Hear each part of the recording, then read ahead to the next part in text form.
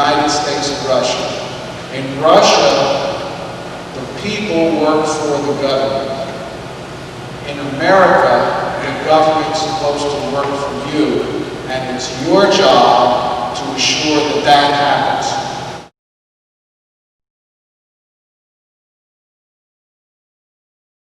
That's only half of them. Yeah, that's the thing. They could bring half. That's only about half of them right there. Let's go.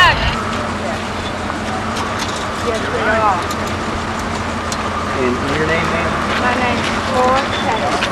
Better known as Flora. And your name?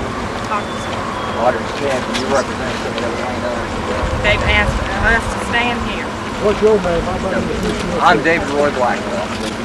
You're one of the Jones boys, all right? And you are? Ben Bartlett. Ben Bartlett? Okay. And you are? Yeah, I got a name. My name's Dale Cates. Dale Cates? That's right. We're all opposed to having places. They said they would leave. No other comments need to be made.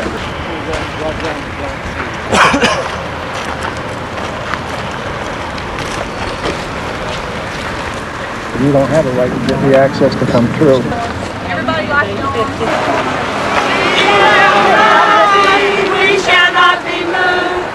We shall not be moved just like a tree planted by the water.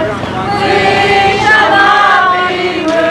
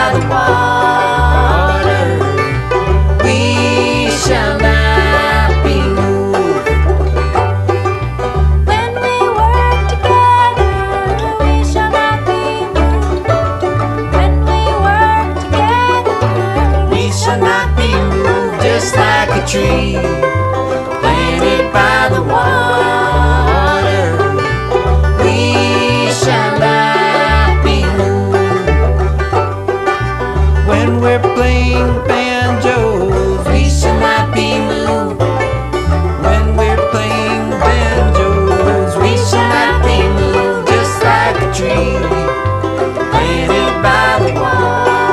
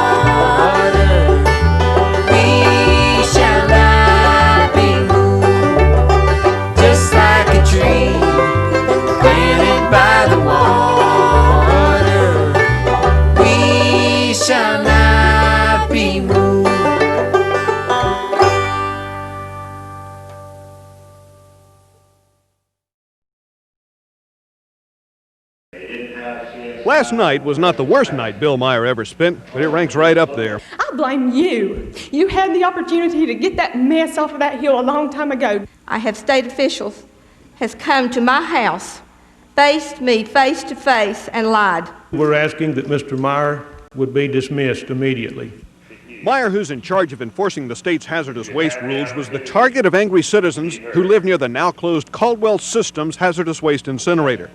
They accuse the agency Meyer heads of failing to enforce environmental rules, which they say cost some of them their health, others their property, still others both. Even though citizens had soil samples showing significant pollutions around the plant, the state insisted there was no hazardous waste problem, and if there was, it couldn't be proved. Caldwell Systems was the source. If the state couldn't find the pollution, the EPA could. This secret federal report shows that one test site right over there was so polluted that investigators were called off.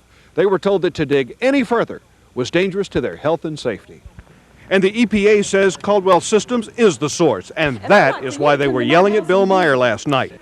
They said it was a warning to the rest of the state. Don't let them put a hazardous waste incinerator in your county, or you will be in the same shape that we're in. Dave Bolick, WTVD 11 News, Caldwell County. Greenpeace brought its national bus tour through Granville County this afternoon. WPTF TV 828 reporter Ann Hope Johnson has details. Greenpeace's bus, the Crusader, pulled into this Creedmoor shopping center today. A Greenpeace crew lives and travels in this $250,000 bus, equipped to edit documentaries, print news releases, and even analyze industrial discharge. Greenpeace's message to Granville County residents is that a proposed hazardous waste incinerator is not necessary in North Carolina. It makes no sense to make North Carolina the next national toxic waste dumping ground.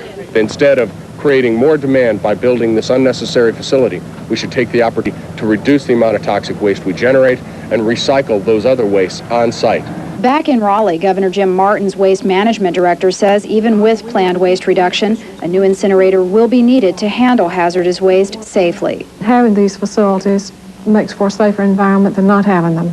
Ways have been developed to treat those wastes to make them less toxic and have less volume. And it would be criminal in my mind to prevent the siting of these facilities that can handle the waste better than they were handled previously. But Greenpeace encouraged Granville County residents to attend a rally there tonight aimed at fighting the incinerator. I don't want to have to move, but I will if it comes here. I won't let my lives of my family suffer for Governor Martin. My sister told me about it. I wasn't quite certain what it was all involved. She invited me to the first meeting, and when I went to the first meeting, I was concerned about what I was hearing, but I wanted to hear more before I made a decision. And the more I heard, the more frightening it became. Well, I was out of town. I wasn't sure of all the details, but when I got home and was informed of everything that was going on, I was pretty well shocked that they picked Granville County. I mean, you know, because we were such a remote area and didn't have anything like that in this area as far as very much hazardous waste or businesses that produce much hazardous waste. Terror. We had just moved to Butner and we had just built a new house. And I was terrified. I was alarmed because I had worked for 13 years prior to that for Johns Manville, which made PVC pipe, and shortly before this stuff started happening is when the requirements to list what's in your product and the safety aspects of it. So I knew what kind of chemicals would be involved, and I knew that I didn't want to breathe them. I thought maybe, first I thought maybe it was just one of those things they were going to talk about and discuss the possibilities. I wasn't. Well, I was surprised that it had really progressed to the point it had and they were intending to do it. So at first I didn't think it was so serious, but then after the few meetings in Oxford I realized that these guys are trying to put something in our county that we don't need. In fact, really we don't need at all. Well, I had to find out a little bit about it, but I was scared, was the first reaction. I had seen so many pictures of smokestacks with yellow smoke coming out and heard so many stories about what it could do. It was an unknown and it was coming to our home. disbelief. I didn't believe it could happen to us. I wondered why it was happening if it were indeed true. And I became very, very angry very shortly. The first time I found out about the incinerator was when a whole group of women sort of descended on my office, making sure that I was informed about it. I had had some press releases sent to me, but it was their attention that really got it noticed from me. They brought me information. They were very upset and excited about the issue and wanted me to examine it. And I offered them my copy machine for free, and so they began to spend hours literally here every day just trying to get the word out. It was like just everything inside me was just like total alarm. It's like screaming like, no, this can't happen, no way.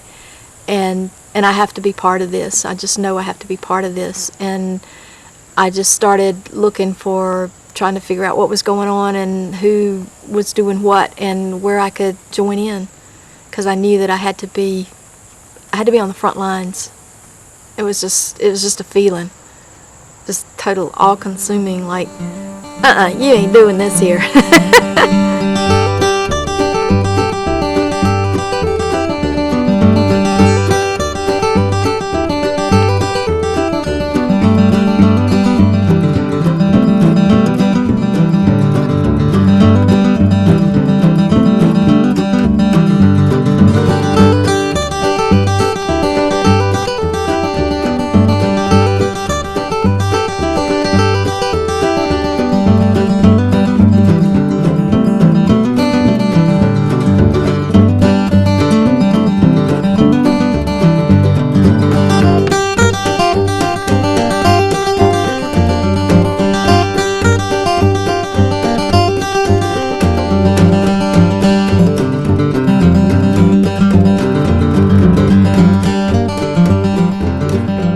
Finally tonight in Granville County, North Carolina, an ingenious form of protest. We've all heard about the not in my backyard syndrome to describe popular opposition to unwanted projects. The people of Granville County have gone a step further. They've bought the backyard.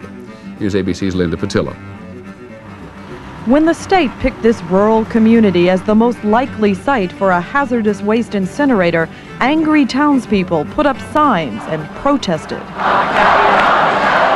Since none of that worked, they are resorting to what they call the Great Granville County Land Grab. 5 shares. A local attorney bought up 48 acres of land smack in the middle of the proposed site and started selling 5 by 6 foot parcels for $5. When the word got out in our little town, word spreads kind of fast. Over 1,000 people came to my office. The idea, which came to John Pike in the shower, is to bog down the bureaucracy. By law, the state must notify each owner before it can condemn the property. So far, there are 6,000 names on the deed. Hopefully it'll take the state 300 years to identify, notify, locate, and determine the interests of ownership in all of these people. Alvin Woodliff bought 2 shares for relatives in Arkansas. They're hard to find sometimes because it's right to them and don't get no answer. I hope they give the government that much trouble. State officials say the site is still very much in the running, but they admit it could slow things down to notify all those property owners. The local pool hall is now headquarters for a direct mail campaign to find more buyers, and John Pike visits the county clerk every day. It's your work cut out for you. Adding more names to one town's deed of defiance.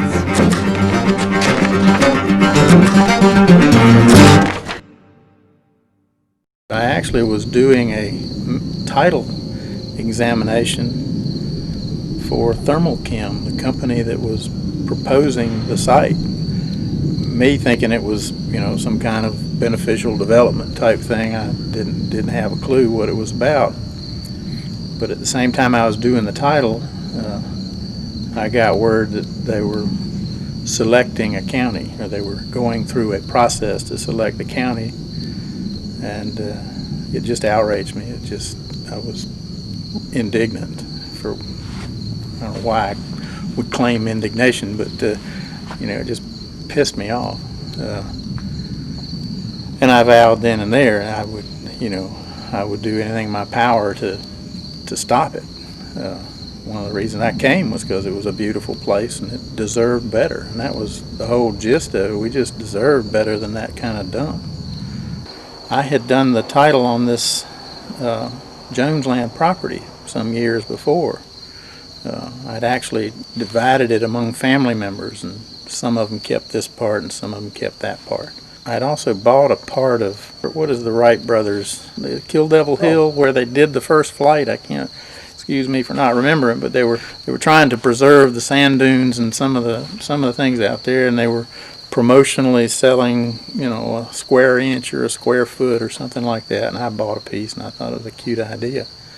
But it dawned on me in the shower one day after they were siting it that buying the place and actually selling it to thousands of people would be effective.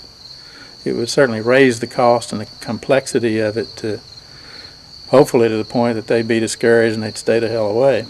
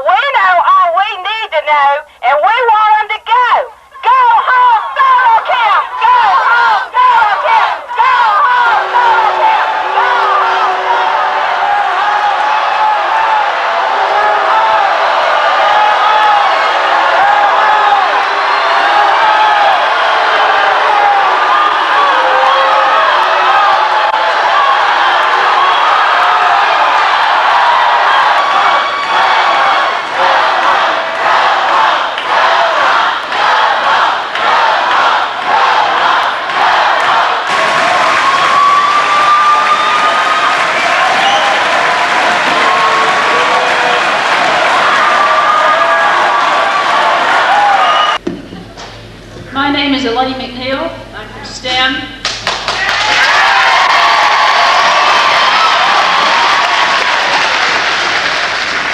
And I sat and listened to you this afternoon from 2 until 5 o'clock, and I've had enough of your bull. My only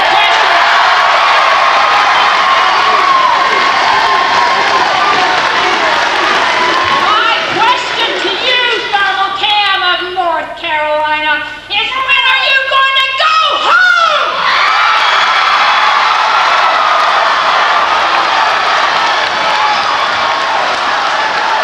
Excuse me, people have something to say real important right now. Okay.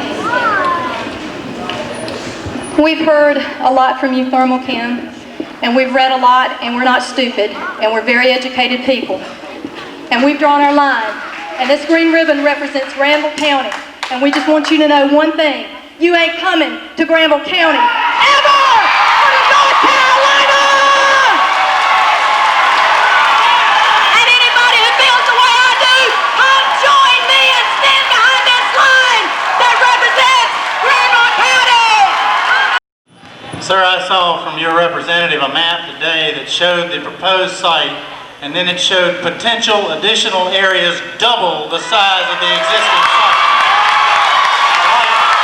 I'd like very much to have an explanation. I'd like to know why we're dealing with half-truths. I'm not familiar with what you're talking about. If we ask him, perhaps he can address it. There's a map that was shown to me today for the first time, Mr. Ennett.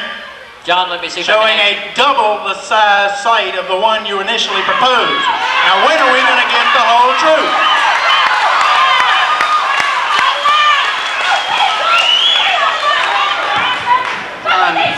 I'm sorry, this doesn't seem to be very productive. I think that we have done all we can do.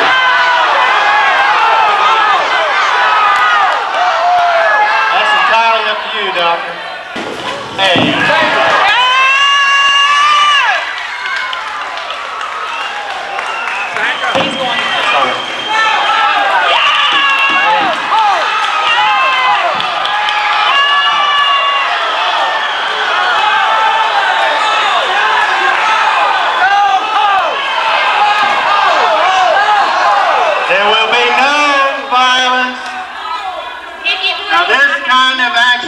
Absolutely uncalled for. It is uncalled for and irresponsible. We will not stoop to the level of these people. Now please show the people some respect. No! Listen, we're fighting hard, but we're going to fight fair even if they don't. Go home and stay out of here! Tonight they got their first chance to meet with the panel that chose them and the people who will run the incinerator. But residents didn't come to listen, they came to be heard. WTVD's George Mallet was there. It's 4 p.m. and Harold Jenkins is spreading the word. Tooling through the small towns and back roads of Granville County, Jenkins hopes to increase attendance at a meeting slated for this night. A meeting where Granville County citizens will be allowed to fire questions at the Hazardous Waste Management Commission and the company that will build a hazardous waste incinerator somewhere in this state. We can show the support and the gathering of the people of Granville County to help stop this incinerator from coming into our county. 6:30 p.m. finds Harold Jenkins here at Webb High School, and he has his wish as hundreds of people join him to make a point. The rally before the meeting is laced with theatrics. You can't dump it here, the people say. Not in Granville County, you don't. Inside, representatives of Thermachem and members of the Hazardous Waste Management Commission sit nervously. The strain of the verbal assault they endure plays upon their faces. My question to you, Thermal Cam of North Carolina, is when are you going to go home?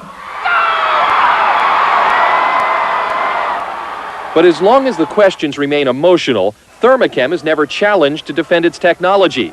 Scientist Arthur Zankowski changes that by getting technical. And what are you going to do when within the next 5 years the science brings onto the scene combustion which does not pollute and lowers the carbon dioxide levels. What's going to happen to that plant out there? You're going to abandon it. And there is no answer. After the question, the meeting again becomes an emotional battle. Little knowledge is exchanged here, except perhaps for the knowledge that Granville County is, this night, united. In Oxford, George Mallet, WTVD 11 News.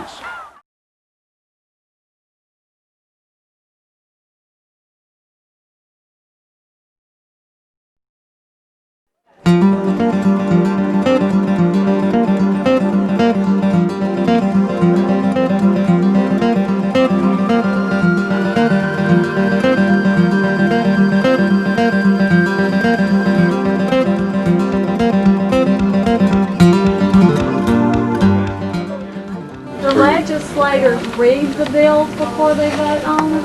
You know, in that Senate Bill 324, it says it is safe that you can have a daycare center within a quarter mile of that hazardous waste incinerator. But national laws don't allow that. That's right. The federal government says there are no safe levels of lead for children. This thing's going to put out about 500,000 pounds of lead per year. And the legislature says it's okay to put our children a quarter mile away from it. Well, let me just say the legislature perhaps passed a bill that said that. Right. But didn't anybody read it? No, I don't mean the content of the bill. I'm speaking in terms of the research that, you see, we have research staffs here. Those staffs do the research for us and bring back to us information that would in some way or other impact upon our ability to make a decision involved. Well, evidently they haven't done enough research. They're doing their job. We're doing it for them.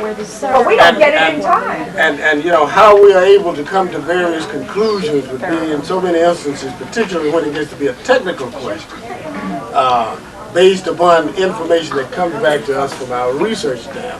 Now, if it's safe for, if there's been a statement that it's safe for a daycare center to be within the distance, in the bill, you can read it. we have relied, that's not the language of a senator as an example. That's the language resulting from research that has been done. Not here, not there, not anywhere. Not here, not there, not anywhere. Not here, not there, not anywhere. Not here, not there, not anywhere. Not here, not there, not anywhere. Not here, not there, not anywhere. Not here, not there, not anywhere.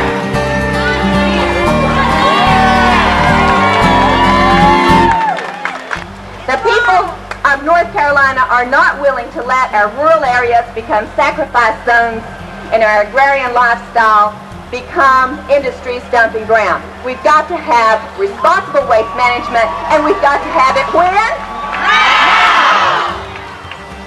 Brian Hunt of Greenpeace has rallied North Carolinians from Asheville to Morganton to Statesville to Salisbury to Rockingham to Dunn, all the way across the state. Brian Hunt of Greenpeace has helped us to get the message out that North Carolina is being set up by a conspiracy between industry and government. And I give you now Brian Hunt of Greenpeace.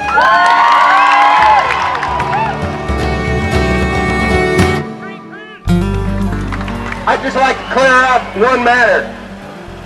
Governor Martin said that Greenpeace ain't welcome in North Carolina. Is that true? No! He says Greenpeace doesn't belong in North Carolina. Is that true? No! He says Greenpeace is not from North Carolina. Is that true? No! Governor Martin, the people of North Carolina and Greenpeace together are at your doorstep, and they're saying, reduce it, don't produce it. Reduce it, don't produce it.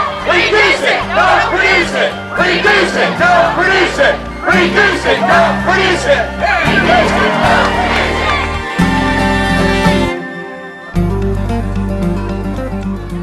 Started off in Nashville here last Monday.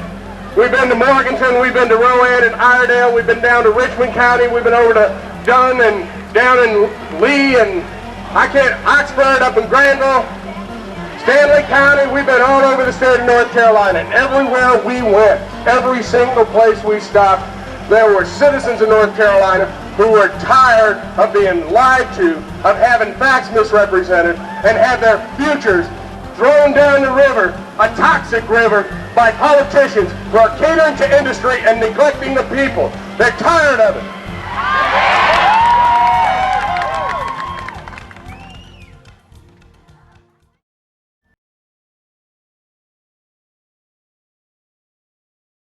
Many people near the Granville County site are suspicious tonight about the operation of a waste trucking company in Creedmoor.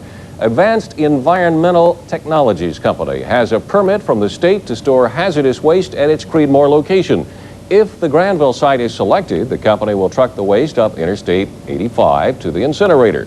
Reporter Bill Leslie is in Granville County tonight and joins us now with that story. Bill? Bob, I'm in the Belltown community. You see signs like these plastered all over the place showing the residents' intense opposition to a proposed hazardous waste incinerator. State officials tonight insist they really haven't made up their minds whether to build the incinerator here or at a site near Salisbury. But just 13 miles down Interstate 85 near Creedmoor is a new company called Advanced Environmental Technology. AETC uses trucks like these to transport hazardous waste from industries to incinerators, landfills, and other disposal sites. The company began here a year and a half ago.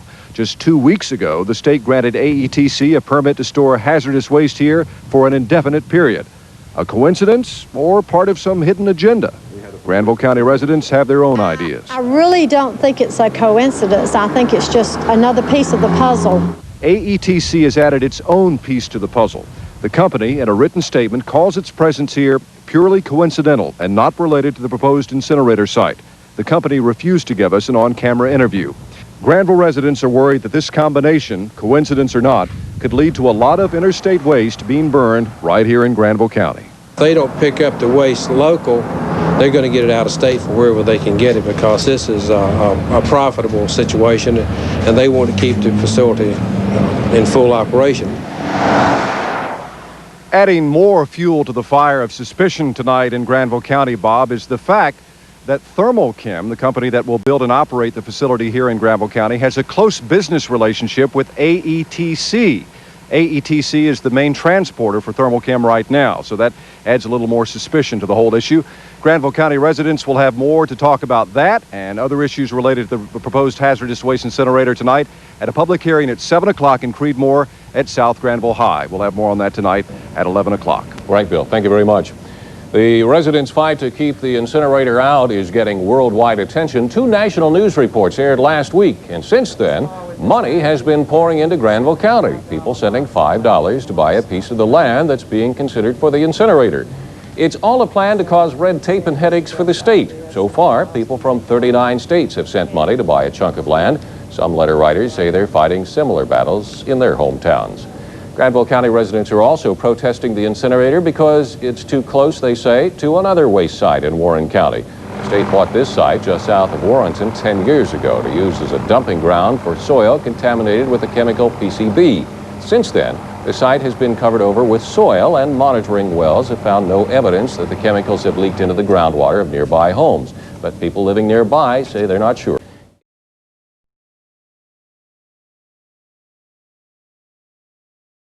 Has charged that his superiors covered up signs that a hazardous waste plant in Caldwell County was poisoning people and plants near the incinerator. Those comments came tonight at a public meeting in Granville County, one of 2 possible sites for a new waste facility. More from WTVD's Dave Bolick, who's followed this story for 4 years. 4 years ago, we first told you of the Caldwell System's hazardous waste incinerator and the people who live nearby who were made sick by discharges from the plant. They charged state regulators failed to protect them from that operation. Tonight, for the first time, a state botanist who first found damage from the plant confirmed a state cover-up and charged that his lab was closed and he was ordered to undergo a psychiatric exam when he blew the whistle on the state in court. I had gone out on a limb that the division was not willing to go out on. So they want to cut the limb off behind me. Roy Gorman first found emissions from the Caldwell Systems plant were damaging plants as early as 1983. He requested investigations over the next several years. My requests were denied. Not once, not twice, many, many times. In January 1989, 3 days before Governor Jim Martin's inauguration on a Better Environment platform, Gorman's lab, which tested what air pollution does to plants, was closed. That, in my opinion, that the Division of Environmental Management Air Quality Section did not do their job. Gorman had discovered highly toxic gases, dangerous heavy metals, and phosgene, which is the same as World War I mustard gas, were coming from the plant. There was sufficient evidence to investigate the facility. I pleaded. I even did a little cussing. And I was told by the then Chief of Air Quality that if I brought in a problem, a stack of problems, a foot tall, he could not get to them for a year. When he did write a report, he charged his superiors actually changed the reports. Gorman now works at a desk job in the Environment Department, counting smokestacks in the state. For years, residents who lived near the Caldwell Systems incinerator had said there was a state cover-up. Gorman's coming forth with his story tonight throws a whole new light on the subject and gives state officials a whole new set of questions they're going to have to deal with.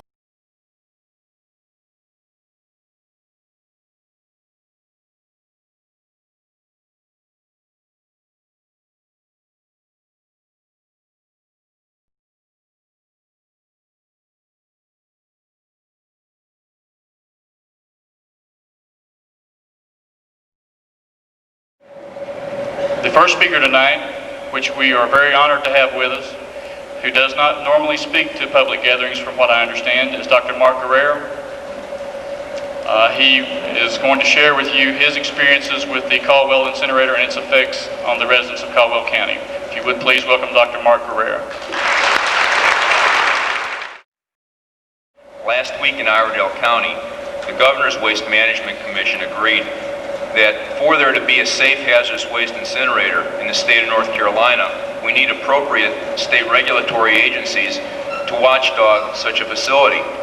I wonder if Mr. Hinnant and the members of the Governor's Waste Management Commission realized at that time that Caldwell County was in the process of suing the state regulatory agencies for not doing their job in Caldwell County for 10 years, for not protecting the citizens of Caldwell County for 10 years.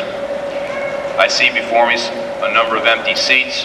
This is usual protocol for the state bureaucracies and for folks that are supposed to be well informed. We're used to speaking to empty chairs in Caldwell County. We're tired of it.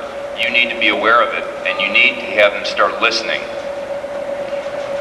I wanted to deal with some issues of concern that were generated in Caldwell County over the last 10 years.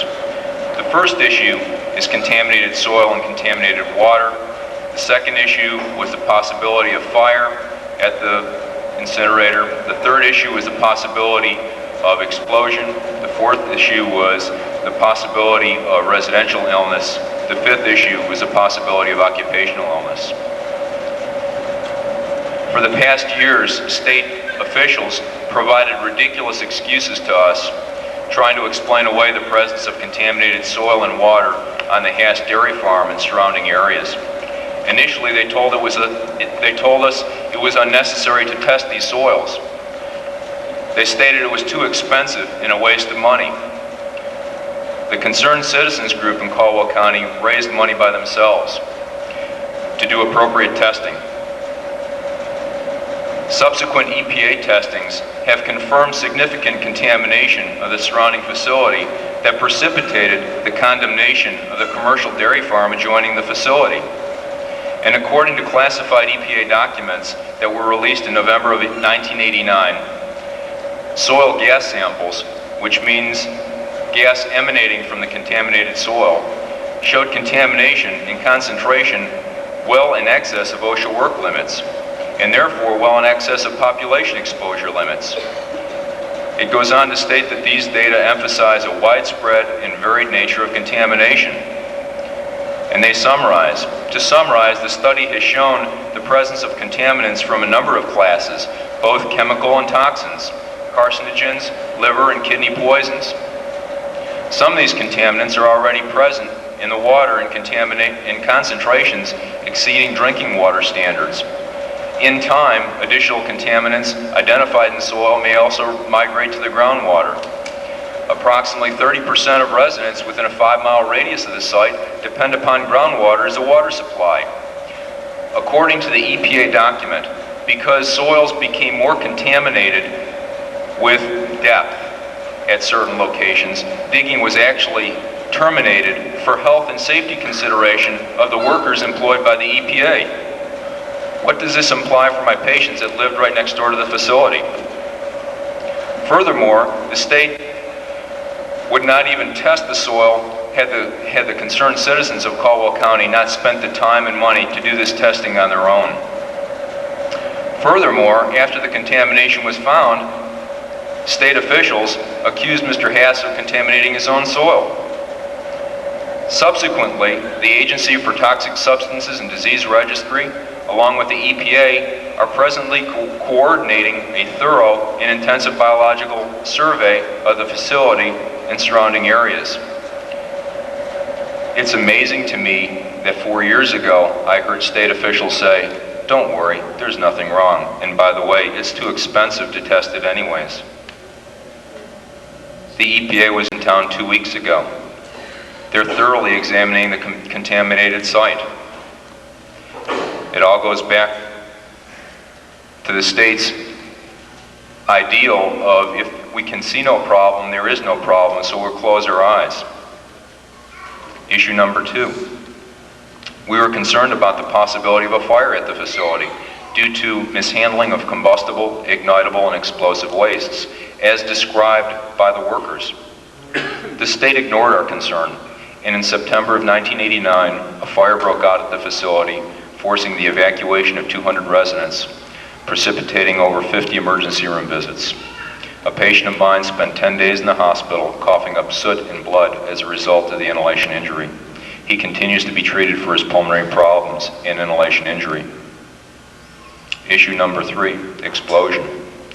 We were concerned about the possibility of explosion due to inappropriate handling of ignitable and explosive chemicals. An explosion subsequently took place at the facility, which was strong enough to do damage to residential buildings half a mile away.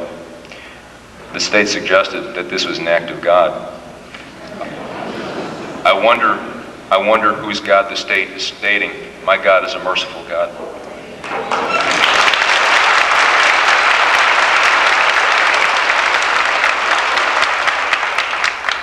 Issue number 4, residential illnesses. We know that incomplete combustion of chlorinated materials, as exemplified by flame or smoke, can produce phosgene or chloride vapors. Keep in mind that the specs on the incinerator at CSI allowed a maximum feed rate of 1,800 pounds per hour. Yet the DEM Air Quality Division permitted the facility to run at 4,000 pounds per hour, and the workers were paid on a production basis. Think about that. How long it took us to get those facts. The company protected it, the state protected those facts. It took an act of God for us to get those facts. The North Carolina Biological Monitoring Unit, headed by Mr. Roy Gorman, who you've already met tonight, documents severe and extensive vegetative damage due to chlorine emissions from CSI. The state ignored their own documents. In June and July of 1987, the Biological Monitoring Unit, headed by Mr. Gorman, performed a passive collection study which measured and predicted chlorine concentrations. The state permit allowed 4 pounds per hour of chlorine emissions.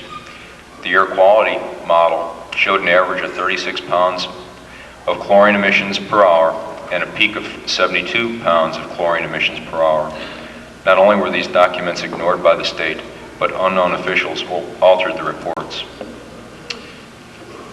Many Mount Hermon residents simultaneous to this complained of eye burning, nasal burning, respiratory symptoms. After seeing myself and occupational medicine experts at Duke, these residents were suggested to wear acid mist respirators in their homes, in their yards, and in fact, they experienced great relief. State officials actually ignored this and laughed at us.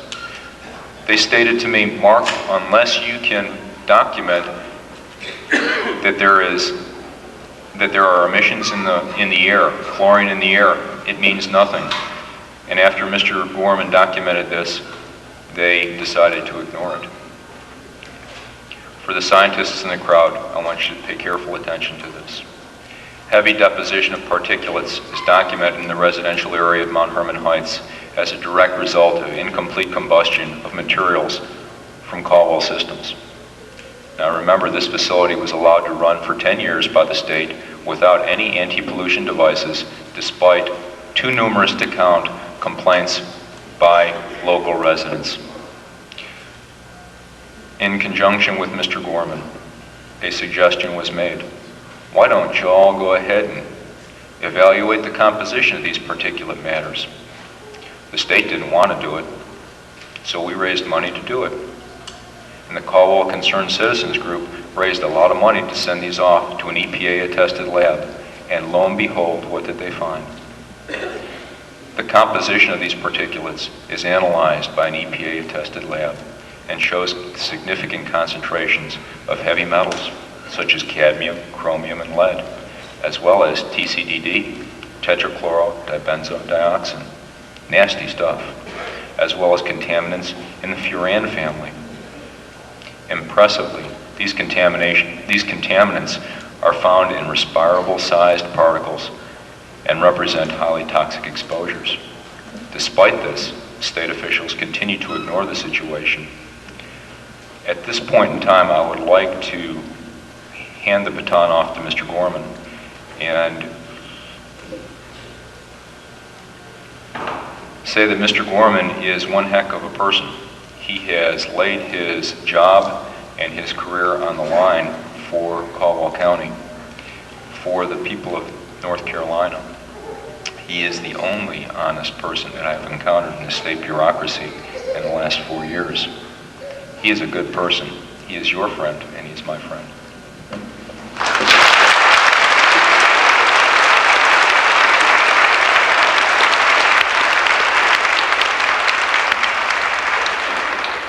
Thank you, Mark. Ladies and gentlemen, my name is Roy T. Gorman. I'm a professional scientist. I am here representing you, not the state of North Carolina, not the Division of Environmental Management or the Air Quality Section. I'm here of my own free volition, my own free will, and I'm here on my own. So what I say is my opinion.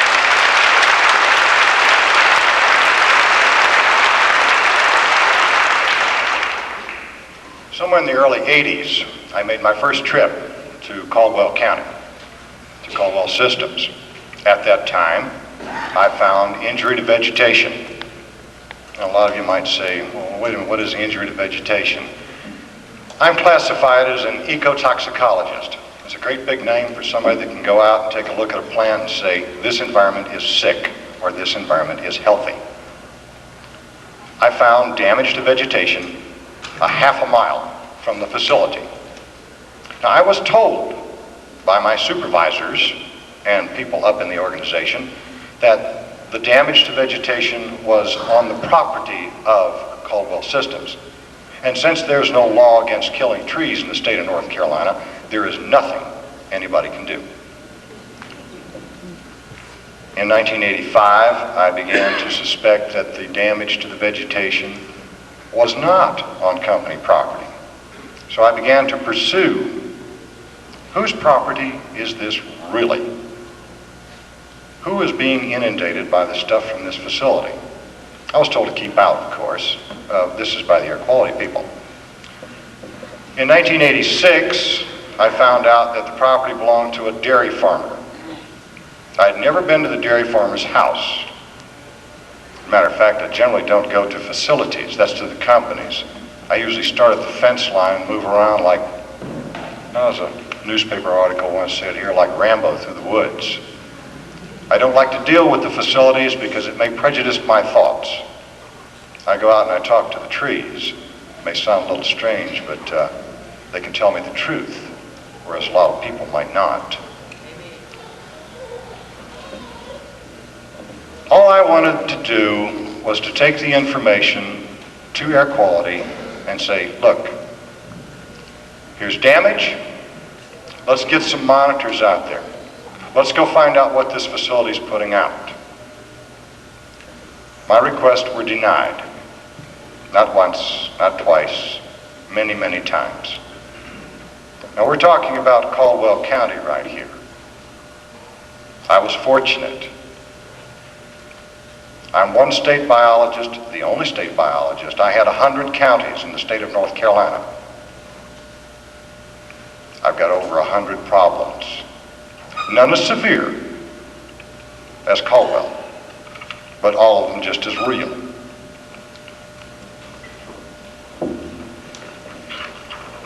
The information of Caldwell County was taken to one of my mentors when I was in school, a world-renowned Dr. Walter Heck.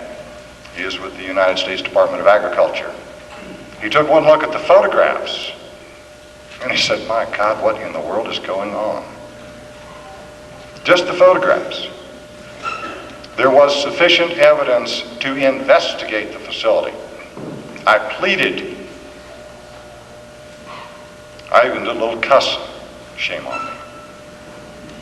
And I was told by the then Chief of Air Quality that if I brought in a stack of problems, a foot tall, he could not get to them for a year. This was in 1988. At that time, I had discovered that the potential for phosgene, which was a gas used in the First World War as anti-personnel gas, was being emitted from the facility. Now, I have no proof that that material was being emitted, but the potential was there. People, human beings like you, could be hurt, and hurt very seriously, from this material.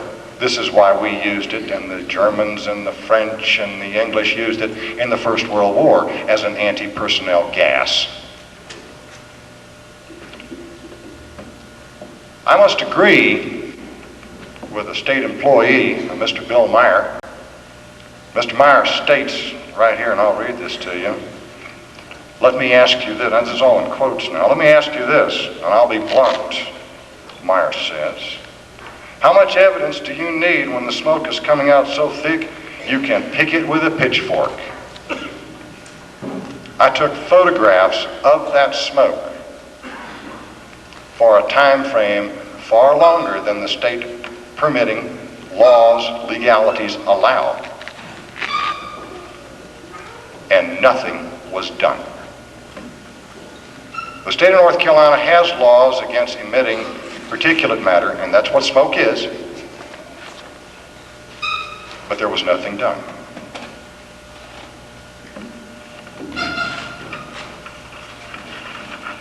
If any of you have seen the Independent a few months ago, or it was back around Earth Day, this photograph was in there. That's the infamous photograph right there of the smoke. Now this smoke lands on the vegetation, lands on the soil, lands on the people, lands on the houses. You inhale it, and this smoke is what contains a lot of toxins. The TCDD that Dr. Guerre spoke of, the more common name of that is dioxin. I'm sure that you've heard of dioxin. This is a material that the Vietnam boys got. It's a byproduct. It's normally found in many pesticides, or some pesticides, and herbicides. It can also be manufactured in incomplete combustion with carbonaceous material and organic material. These things were emitted into the air, but I have very scant proof that they were emitted. In 1987, I managed to get 2 students from Western Carolina. These were rising juniors. These young ladies were very mature, very able, very knowledgeable, and wanted to learn about what happens in their environment. They both lived in that area. So I took the students on and said, now here is a plan of action that we will follow. We set out passive collector systems, 6 in number. We were supposed to set out 60. 2 weeks after we started with the investigations, the students were taken away from me. I became their academic advisor. Their supervisor was in the regional office in Mooresville. The reason given why they could not allow two young ladies without a direct supervisor coming into the office every day in shorts. Needless to say, I did a little cussing again. I'm prone to that.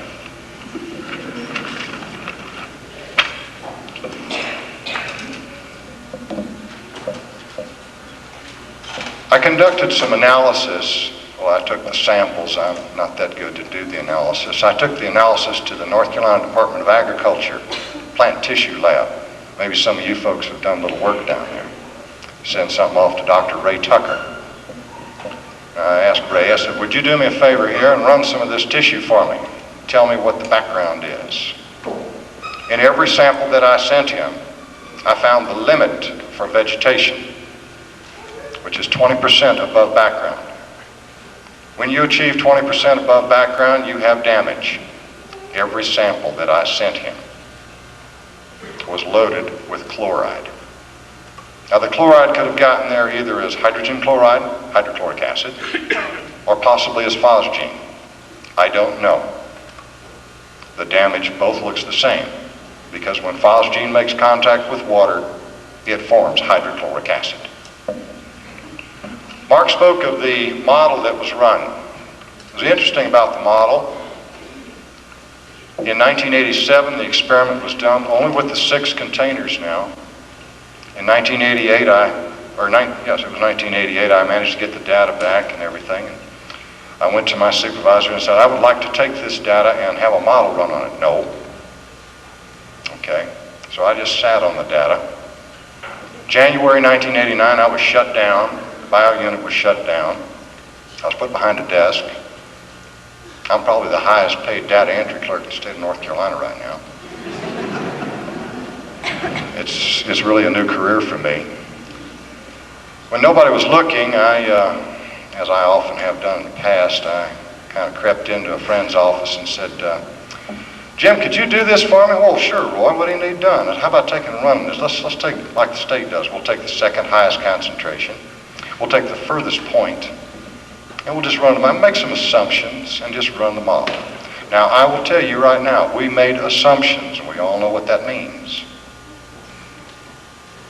I found 36 pounds an hour on the average. Now, the model is good within a factor of 2. So you would take that 36 and divide it by 2, which would give you 18, remembering, of course, that the facility was allowed 4 pounds an hour. Or you would multiply that 36 by 2. Still, the facility is allowed 4 pounds an hour. The news that I had managed to swoggle the data upset some folks, mainly in air quality. Everybody scurried around now to prove me wrong. They managed to run other models, making some other assumptions, and they came up with concentrations of 1 at a minimum to 80, which kind of tickled me, because all I said it was 36. The point I'm making is nothing was done. I pleaded. I tried to be human. I tried to be a kind individual. That's kind of hard for me. When I know that some of my fellow men,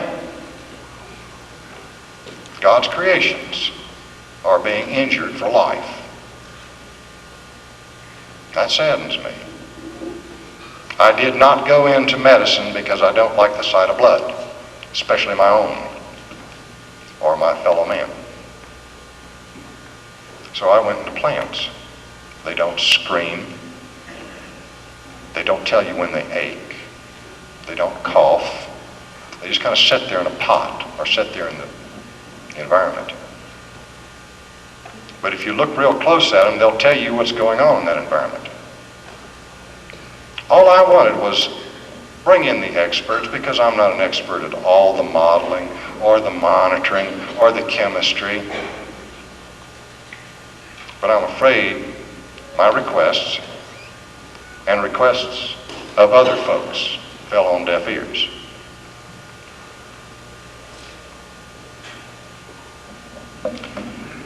I have approximately 30 days until I'm old enough to retire. Believe it or not, I'm going to take early retirement.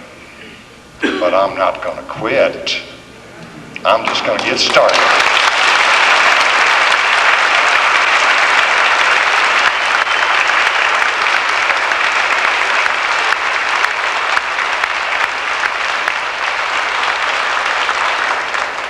I heard somebody in the front row ask a question. I'm going to repeat it.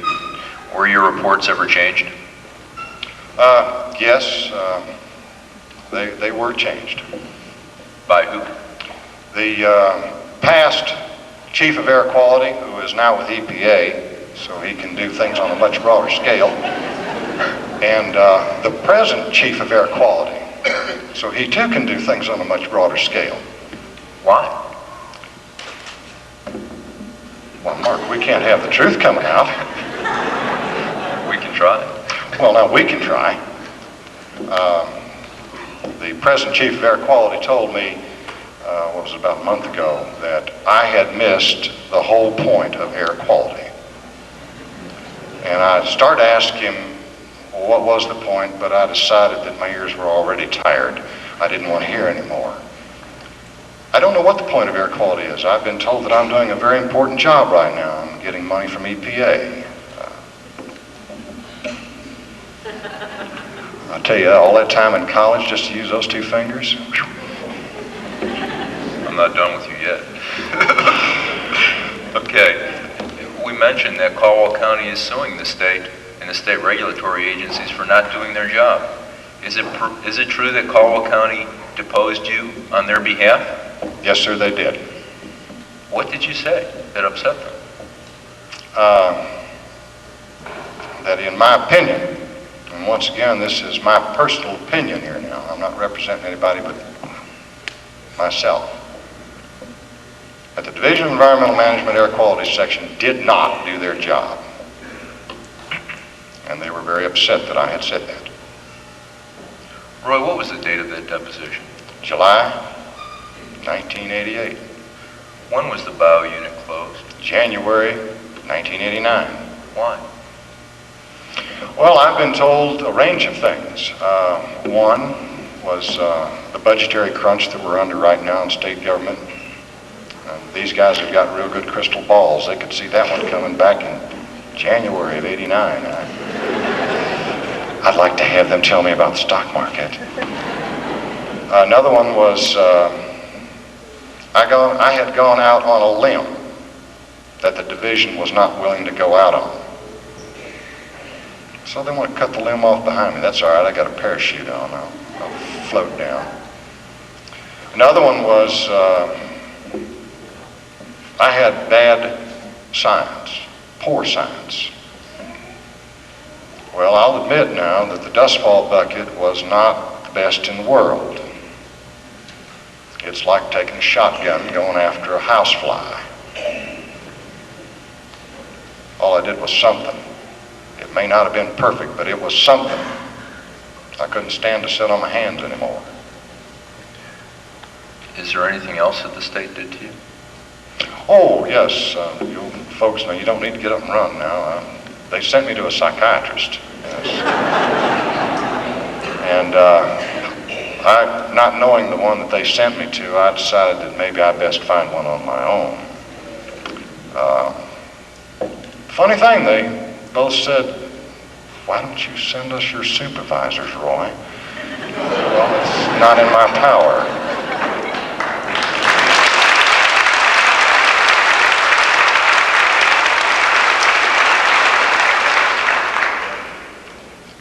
One comment I'd like to make about the psychiatrist, some of the finest people that I've admired my whole life have had psychiatrists. And I didn't know that until just a few years ago. Well, in fact, it was last year when one of the psychiatrists told me that John Wayne had a psychiatrist, Clint Eastwood has a psychiatrist. My golly, Ned, I'm getting in good company, I swear. Thank you, ladies and gentlemen. We hope we help. The last issue I wanted to discuss was occupational illnesses. Initially, when I became involved in this, I heard the term auto fuel and was told by county as well as state officials that auto fuel was automobile fuel. Well, it isn't. It actually is OTTO fuel, and it's highly toxic torpedo fuel waste. It was coming to Caldwell County from naval bases all over the world. All over the country, all over the world. When naval workers were forced to work with this stuff, they had to wear full contamination suits, self-contained air packs. Workers in Caldwell County wear short sleeve shirts, short pants, defective respirators, and we're told that it really isn't that dangerous. This resulted in daily dermal as well as inhalation exposures. Furthermore, the company and workers knew of state inspections well in advance. This allowed the company to send sick workers home and the facility to be cleaned up in advance. My question to the state was, why did the state warn the company in advance? Are you trying not to find something? Why was there such a buddy-buddy relationship between the state and the company at the expense of the workers? My best information has come from folks like Mr. Kelly. Why did the state ignore greater than 20 worker statements provided by the Caldwell County Incinerator Study Group documenting workplace and residential exposures? They chose to close their eyes. Therefore, they could not see. Therefore, there was not a problem.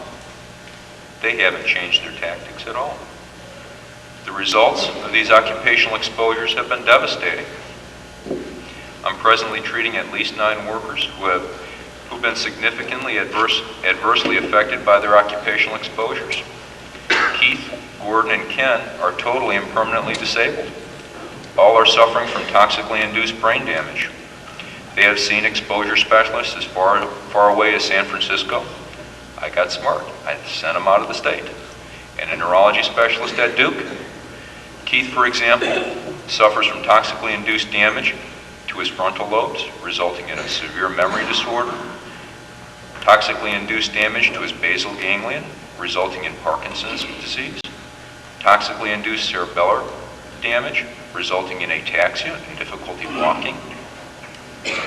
And toxically induced hypothalamic damage, manifested by his fluctuations in blood pressure, as well as his sweating spells and his flushing spells. All of these gentlemen suffer from severe progressive short-term memory disturbances, similar to those seen in Alzheimer's disease. Dr. Cohn, Dr. Clark, and I are all very distressed with the magnitude and progression of their illnesses, and we are at a loss to what we can do to halt the progress. Keith has been out of work for 2 years, and he continues to get worse. These illnesses could have been prevented with proper state inspections, regulations, and interventions. Keith's illness was actually presented 2 years ago to state medical officials, as well as a chief of staff to the governor's office, Mr. Phil Kirk. We were assured at that time that, quote unquote, things would be looked into and things would be taken care of. Keith hasn't been able to work since that time. He's got a workers' comp claim, and folks in the audience probably know that workers' comp takes forever to get any decision on. He's out of work. His family is having a problem making ends meet. He's been taken advantage of and abused by both the company and the state, and is struggling on a day-to-day basis. I'd like, before I close, for you to meet Keith and hear a little bit from him.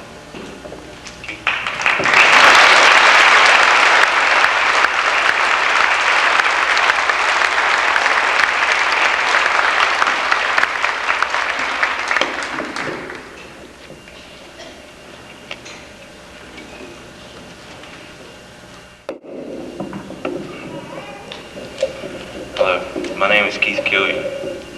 I used to work for CSI. And I, along with everybody else, was lied to. We were told these things were hazardous. It was hazardous waste. It was watered down. Things wouldn't hurt you. So we were put out there into it just like you. You know, you go out and do your job every day. Well, that's what we done. We done our job. We done what we was told to do. We was told these things wouldn't hurt us. Now I'm 27 years old. I've been out of work for almost 3 years. I'm on disability. I used to play football, basketball. I used to be pretty active in sports. Now I'm lucky to walk. You people will be lied to too if you have this hazardous waste place. The government didn't do anything. They told call systems every time they were coming. I was sent home almost every time they came. I wore shorts up there because I couldn't wear pants. I had places all over my body.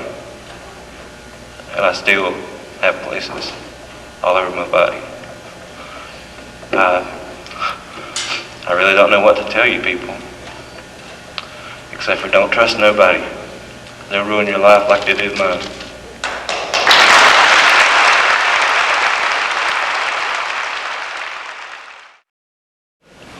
I and we have mistakenly assumed that state regulatory officials were responsible for regulating, investigating facilities to detect and prevent improprieties.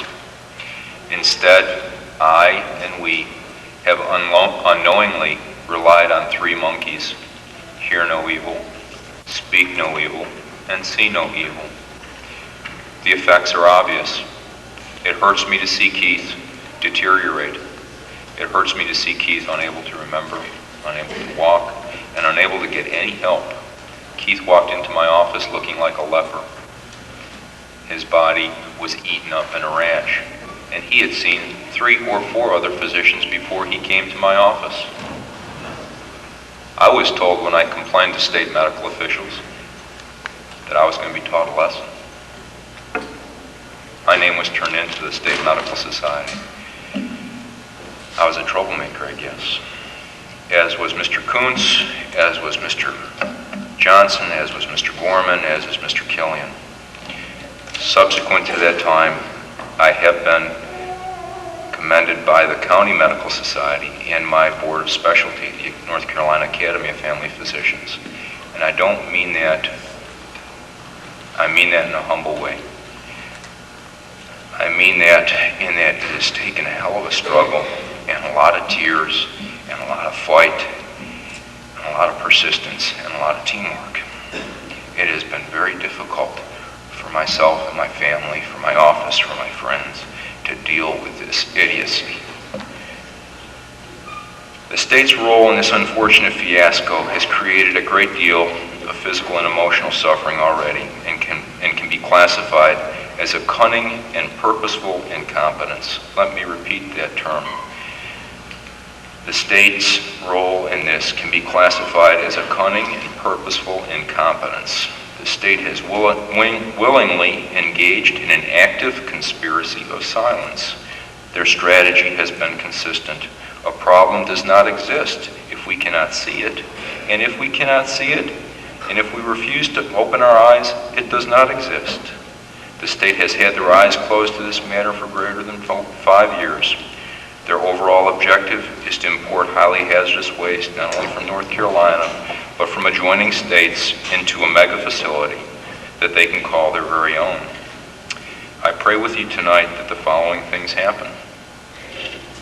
I pray with you tonight that the legislators across the state of North Carolina have the courage to listen to the facts that we have, documenting the improprieties of the state regulatory agencies. I pray with you tonight that state legislators have the courage to intently listen to the experience, the exposure histories, and tragic results of the state's purposeful unwillingness to do their job and their devastating effects on unfortunate individuals such as Mr. Killian. I appreciate your time tonight. Thank you.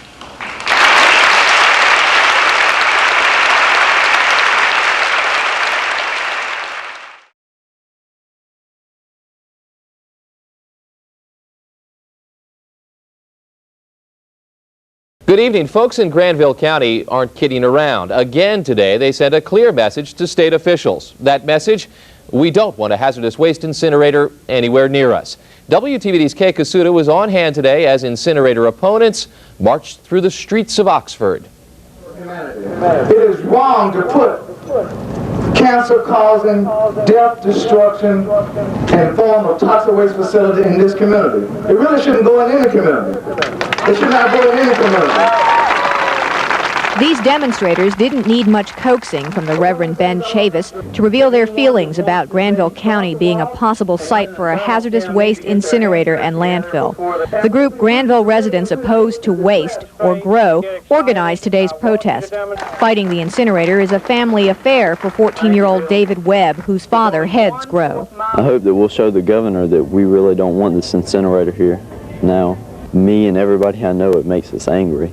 Organizers of today's march want to do more than send state officials a message. They hope to convince more residents that there's strength in numbers and that they must not give up their fight to stop the incinerator and landfill from coming. They need to come out here and help protest against this because it's our kids' future here, I tell you. You know, we need more people out here. Today's turnout, however, was better than expected, with an estimated 500 marchers. They wound their way down a 3.5-mile route south of Oxford, heading directly to the proposed site on Hancock and Belltown roads west of Interstate 85. No! Since Granville County was picked as one of 2 finalists last May, many residents have said they feel unfairly singled out. People need to leave us alone. We don't bother nobody. We're just here living our lives, and we want people to leave us alone. The head of the North Carolina Hazardous Waste Management Commission, which is overseeing the selection process, has said that the commission won't be swayed by demonstrations or emotion. The other possible site for the incinerator and landfill is on the Iredell and Rowan line. Protesters from both sites hope they won't hear their community's name called off when a decision comes down in July. For Night Watch, Kay Kusuda, WTVD 11 News.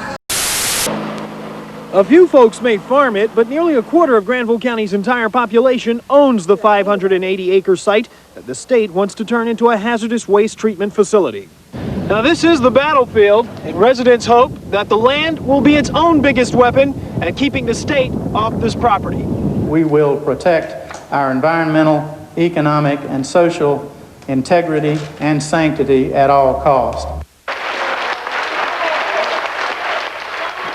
Today, over 100 site opponents turn out to hear the results of an independent report that says the property is environmentally sensitive and should be disqualified from consideration.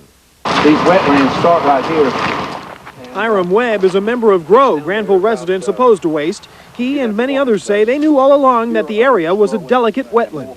When it goes down through the woods, it spreads out, and if you walk 3/4 of a mile down through there, you'll find a natural dike with wetlands as wide as a half mile. Webb wonders why state officials couldn't tell early on that moss, ferns, and other water plants would mean trouble for the project. County commissioners want to know that too, but believe the state will listen now. We feel good because it's objective scientific data, not an emotional type of thing. The county spent over $50,000 for the report by a Raleigh-based consulting firm. They will now mail a copy of it to state officials, along with a receipt requesting reimbursement of taxpayer funds. You don't want this facility anywhere in North Carolina.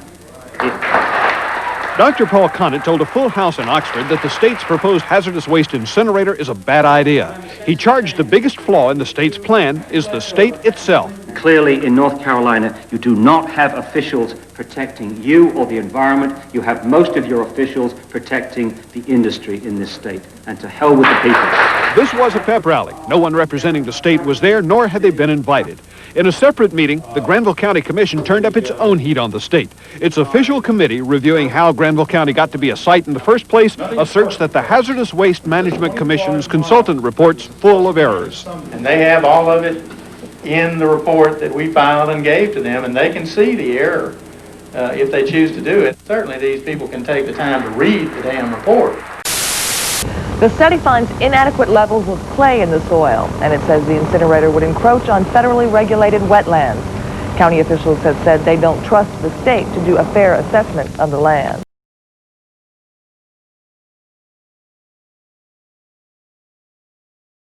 Tonight's drill centered around the old Berea High School. Volunteer firemen practice their skills in handling more than a dozen people hurt by fire. But in the event of a hazardous chemical spill, organizers say the county is not prepared. We don't have the training.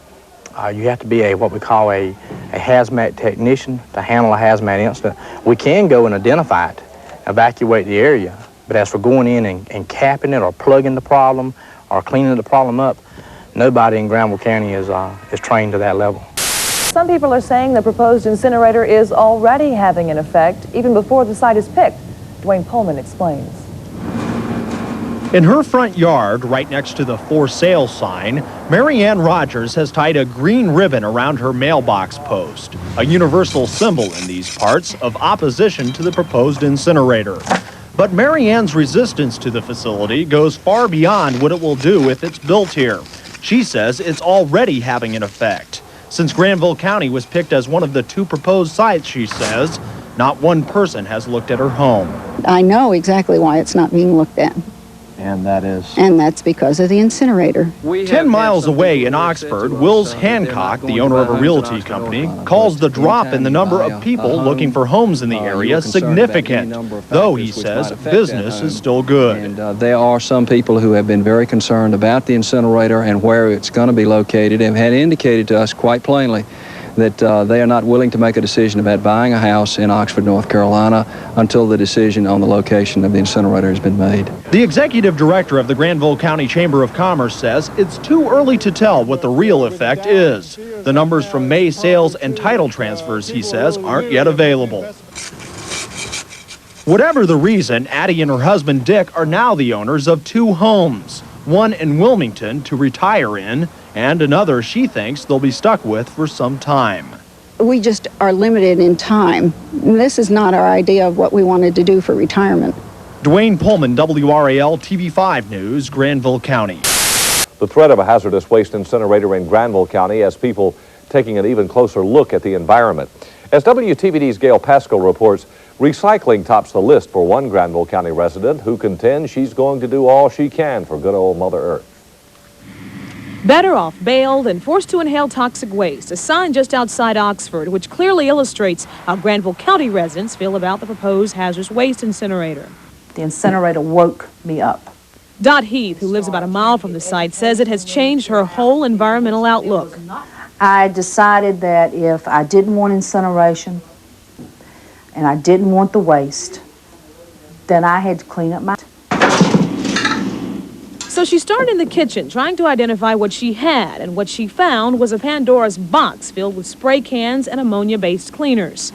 But she also found that natural items like borax, vinegar, and baking soda could easily do the same job and are a lot safer on the environment. For instance, just a little lemon juice and borax makes a great cleaner. That environmental attitude is one she takes shopping, too, looking for products that are not only good for Mother Earth, but also Dot. Grocery store chains are also jumping on the environmental bandwagon. About a month and a half ago, these 2 bins appeared at Food Lion stores in the Triangle and Oxford. There's one for recyclable plastic and newspapers. Did you know that this bag was made from recycled newspapers? Are folks actually using it? Yes, they are. They're doing a very well job on it. They're dropping things off every day. We have to empty the bins quite often. Dot Heath says recycling definitely begins at home and is an effort she contends will continue, whether or not that incinerator goes in her backyard. For Night Watch, Gail Pascal, WTVD 11 News, Granville County.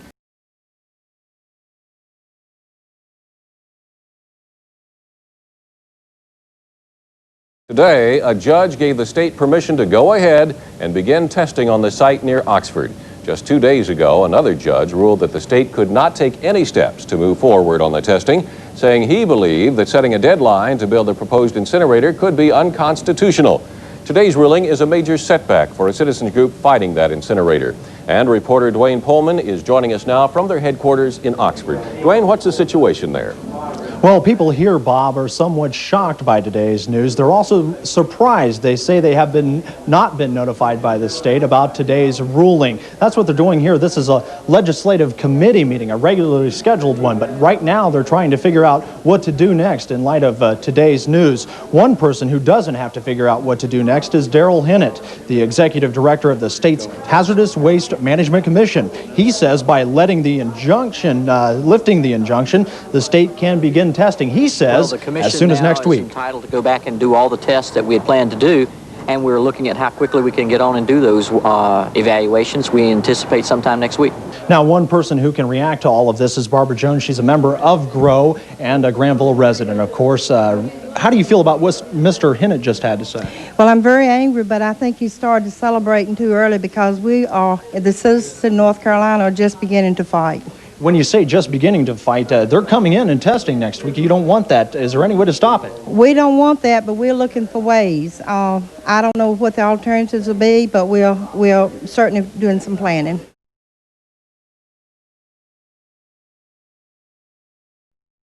Protests growing bigger and louder.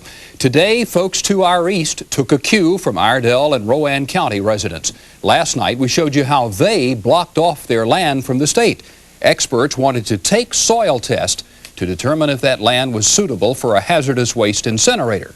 But those protests kept the state off their farmland layer. Today, residents in Granville County, the other proposed site, tried the same thing, and it worked there, too. Our coverage begins with Jim Kenny now in Granville. That you were to lock arms and stay in between the land and the people that are coming in. Over 300 strong turned out today to defend family, friends, and the future of Granville County. It would come in my front door and take every step up, every foot of it. And I just don't know how on earth I could leave my home and my family. We're dairy farmers and we grow organic vegetables. And if this comes, we're out of business. We are joined together to stand in the front and go to jail if necessary. But today there would be no arrests, only a strong showing of law enforcement, just in case. We'll probably go into the legal system and try to go that route strongly. When the state finally showed up to go on the site, they met rejection. You have totally inadequate notice.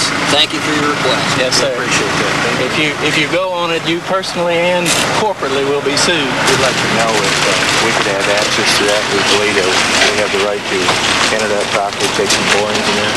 This lady. No, in the name of Jesus, you do not have permission to go on this property.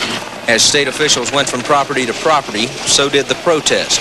And at each site, the answer was the same. Are you going to leave or are you going to stay? I'd like to know who the landowner is. We shall not be moved.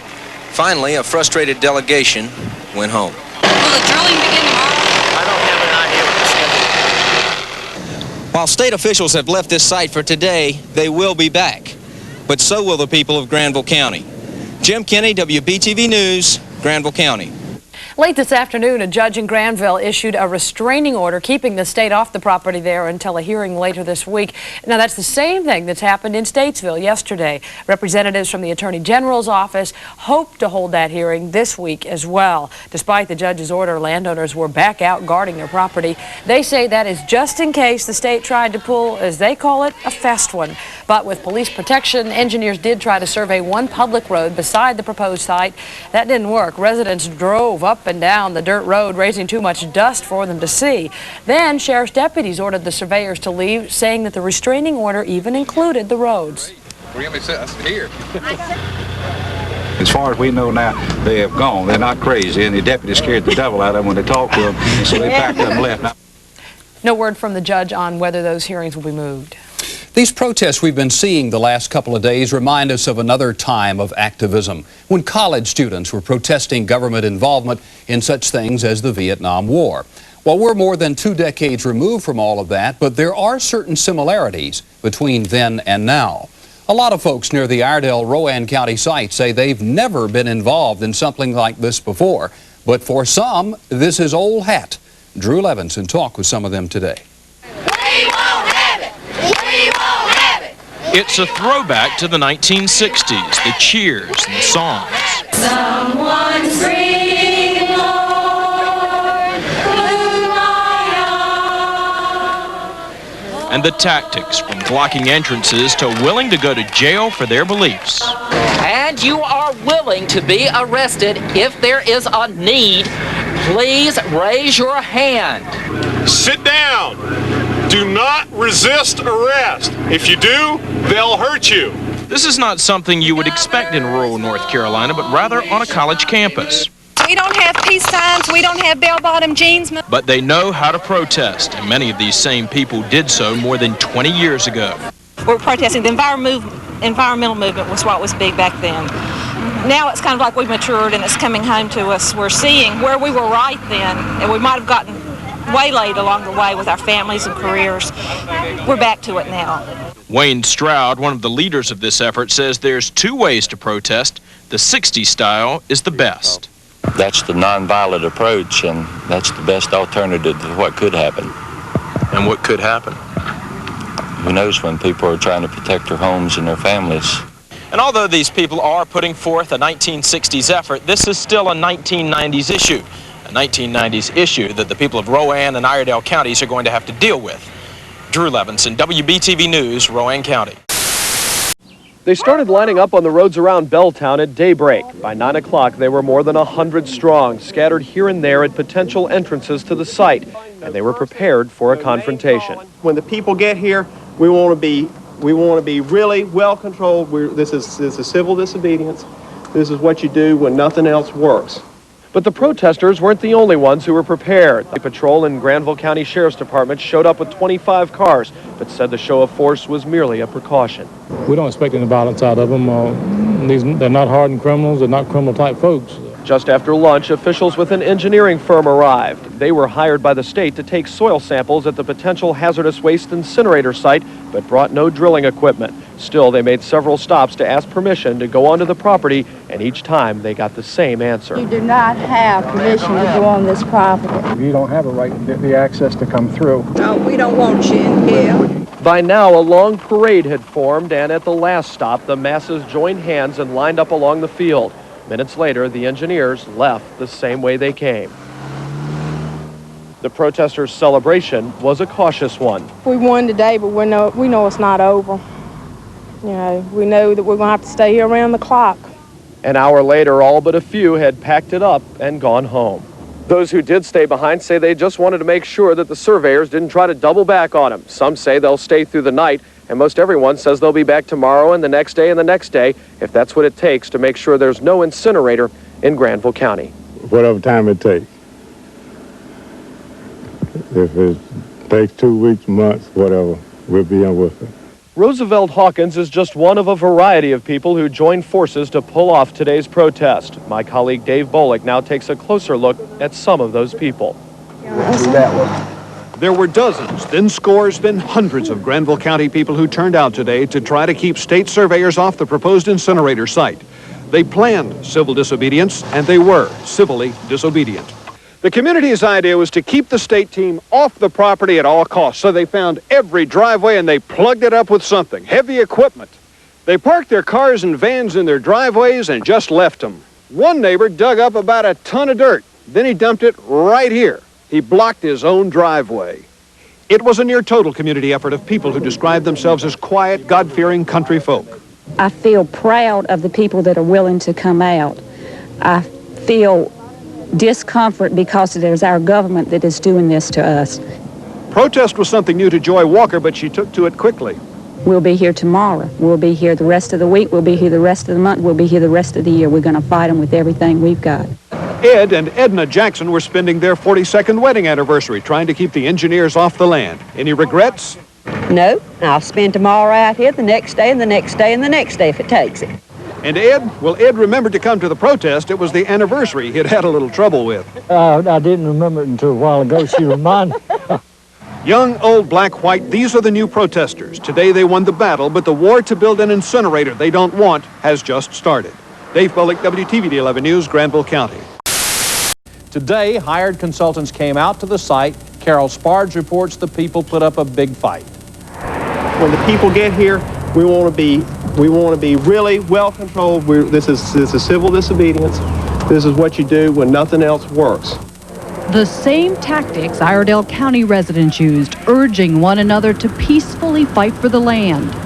We told people if you think you're going to get too excited over it and you can't be completely civil and make this a non-violent thing, don't come.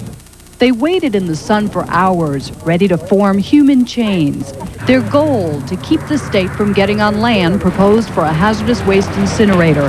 Mid-afternoon, land evaluators hired by the state arrived, escorted by the Highway Patrol. Are you going to leave or are you going to stay? I'd like to know who the landowners are. We know who the landowners are, and you probably have a list of the landowners if you would ask. We shall not be moved, just like The evaluators move down the road to find another landowner. The human chain races to beat them. Would you provide us access? No, we will not. We don't want you in Rowan. We don't want you in Iredell. We don't want you in North Carolina. The hired consultants don't push it. They leave. Did you accomplish anything? Yes. Maybe for one day, yes, but if they come back, we'll be back. The farmers plan to take their tractors home for the night, but say that they will be out here first thing in the morning once again to block the entrances to the land. But residents plan to do most of the blocking with their bodies. The state isn't saying when it'll try to actually begin drilling the land. Residents say they'll be ready. Carol Sparch, WRIL TV 5 News, Granville County.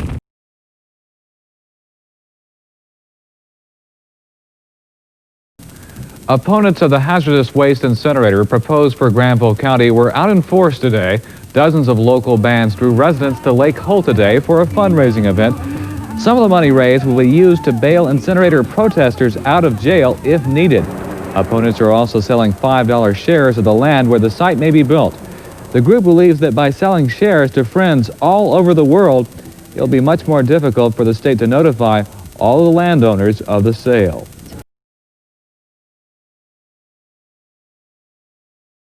The residents are not going to go it alone. They've called on some veterans of that kind of bureaucratic battle, experts at fighting the system from outside and within. Keith Whitney has more. The folks in Granville County fighting the state's proposed hazardous waste treatment facility are bringing in some big guns from all over the country to help win the battle against what they call steamroller bureaucracy, the government's effort to possibly build a disposal facility here against the residents' wishes. In order to accomplish that, they need to find patsy areas of least resistance, and let me assure you, it's a variation on the exact same theme, whether it's a hazardous waste incinerator or a dump. Lynn Moorer works with a citizens group in Nebraska similar to the one in Granville County. Others on this panel of experts include Hugh Kaufman, Deputy Director of the EPA's Hazardous Waste Site Control Division. He's a protected whistleblower in the administration. He's also the hitman of the hazardous waste industry. North Carolina has been sacrificed for outside interests by your governor and key legislative officials in becoming a major, or trying to become a major nuke dump state and a major hazardous waste dump state. He and others agree more should be done to make private industry treat its own waste as well as reduce it. You have to look at your research agenda. You've got a research triangle here. You know, let's put those people to work on a waste war instead of Star Wars. For now, residents in Granville County have won the first battle in their war with an injunction temporarily banning state officials from the proposed site. In Granville County, Keith Whitney, WTVD 11 News.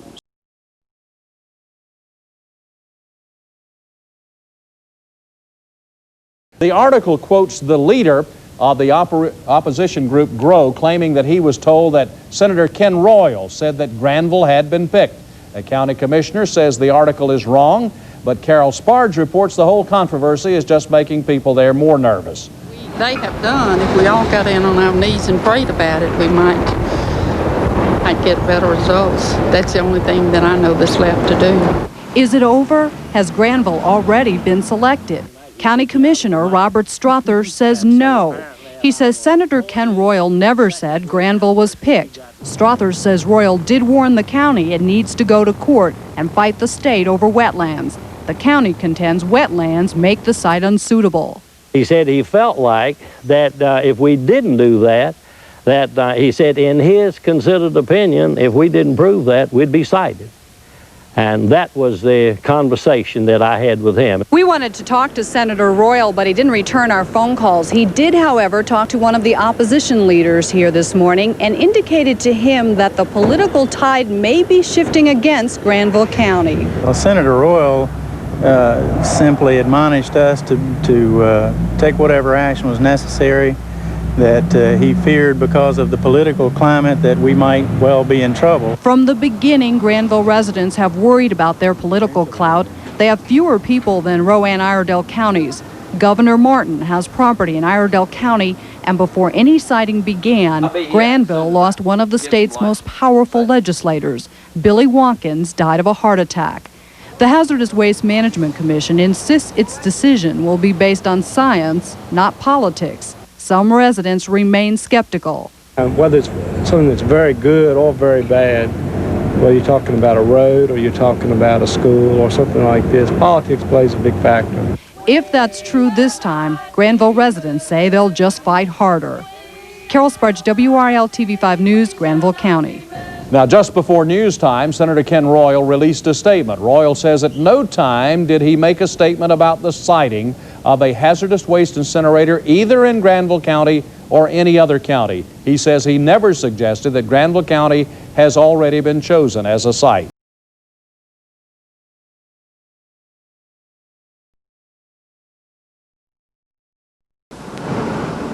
Fred Weaver's on the front lines. He cruises the country roads all around the site, watching for, well, as they say up here, intruders. You might better go ahead and start getting hold of people. It looks like they're trying to come in. That first call on Weaver's CB starts the network. John Onsrud would hear it, and as fast as he can dial his cell phone... Hello, this is John. This is it. His call comes here, the information center of the Rowan-Iredell Citizens for a Clean Environment. All right, we'll get right on it. The two people here make 30 calls to people like Sherry McInnes. Hello? Sherry, it's Amelia. It looks like it's a go. Okay, I'll call my people right away. Thank you. Sherry then calls 5 people, and the telephone tree takes off. Look how fast it happens. 30 people make 5 calls each, 150. Those folks make 5 calls, 750. 5 calls more, 3,750, and on and on. That's the theory, but does it really work? It works very well. I'm actually even surprised at how well it works, but I think it's because of the dedication of the people. Well, John and I had been to Asheville for a seminar on dealing with industrial hazardous waste, and we were coming back and passed by Statesville Senior High School and noticed there were a lot of cars out front. So we pulled in and walked inside and were shocked to find out that what Alvis Turner and his cronies were looking to do in Iredell and Rowan County. And so we were just scared to death, and then we hadn't seen the paper because we'd been out of town for a few days.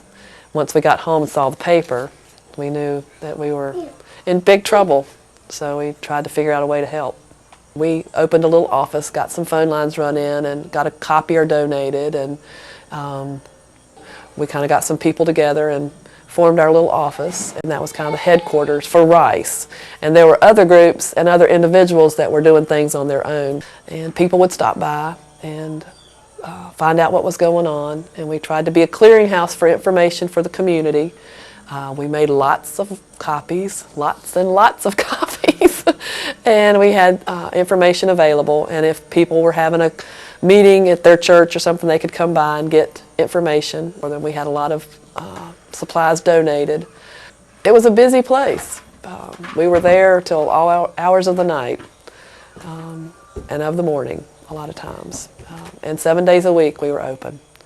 And it pretty much consumed everybody's life at that time. But we felt like there was a need for that in order to educate the community. That's being a former educator, I felt like that was what I could do to help. Once people became educated to the fact of, what was happening, what was actually going to happen, once everybody started understanding that we needed to stop this at whatever cost, we're able to educate the community, I think, once people realized that how bad this thing was going to be and how it would change Iredell and Rowan County. And the existing area, the surrounding counties, we got a lot of support from Davie County. We had people coming in from Caldwell County that were helping us because they had been through this with the mess that they had up there. Last night, the folks from the Rowan-Iredell County site tried a different tack in their protests. WTVD's Gail Pascal reports. Waving the American flag and carrying a patriotic tune, 50 supporters of RICCE, or Rowan-Iredell Citizens for a Clean Environment, marched towards the legislature. Organizers say they are here to protect their rights against the proposed hazardous waste incinerator, rights they contend were violated by the governor and the Hazardous Waste Management Commission. He should have consulted the people he works for, and he didn't. We never gave our consent, and we never will. We want them to go ahead and take Senate Bill 324 and incinerate it. And she sent lawmakers a note saying just that. There's a message on the second page. You want to see who gets all this? Yeah, to the floor, please. That's why we're here. Okay. With this Candlelight Vigil, the group says it intends to be heard once again before lawmakers take a vacation. Representative Clyde Brawley from Iredell County says the issue will come up again in the House before the short session ends. Just how is unclear. There are several options that are being looked at, and everything is being talked about, from a moratorium, just putting everything on hold until we come back next January, to alternative ways of dealing with hazardous waste. I cannot understand why the commission has not already eliminated Iredell Rowan based on that fact that it does not meet the criteria, it does not have a 4-lane road. We can trust our government, and we're gonna make a change. This time, the people of Iredell and Rowan counties let their voices be heard in a different way and hope lawmakers will take heed to their harmonic message and work to protect their rights and freedoms too. Gail Pascal, WTVD 11 News.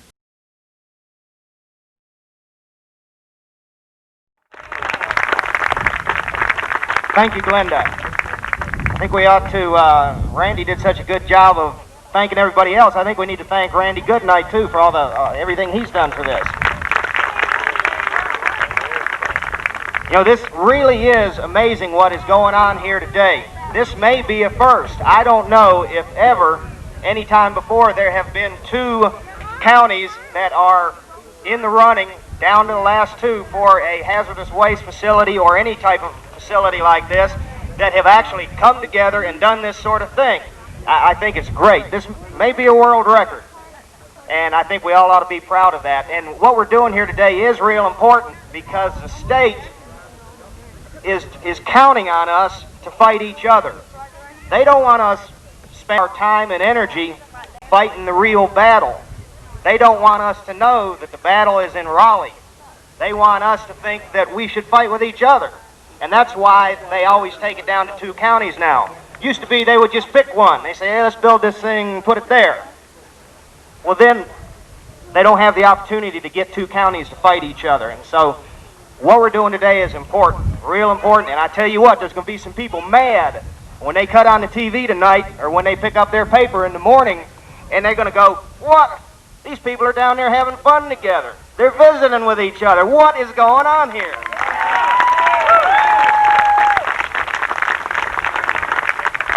This is the last thing they wanted to see. So it's important. Now, and that's just one of the reasons that I was really pleased when Mike Arnold called me up a couple weeks ago and said, hey, we're going to do this thing, and we sure would like to get a band or so from down there and invite all your people up. It'd be really a great idea. And so I thought I was really excited about it. We had things going pretty good, but then something went wrong. A little over a week ago, Rowan County Manager Tim Russell, pretending he was speaking for the people of Iredell and Rowan County, put a big article in the paper, said, hey, this thing ought to be on state land. How about up there in Granville County? I'm thinking, oh no, stupid idea, you know, but I just want y'all to know this in no way reflects the sentiment of the people of Iredell and Rowan County. I know it. I know that because I'm with these people. I'm in the thick of the fight. And Tim Russell, he's never there, so he doesn't know what's going on. He doesn't know how we feel. But anyway, it had me pretty scared. I called Mike last Monday morning. I said, Mike, are we going to get tarred and feathered if we come down there? He said, no, John, no, don't worry about it. He said, we know what's going on. We know this is politics. This could have happened by design because the state wants us to fight each other.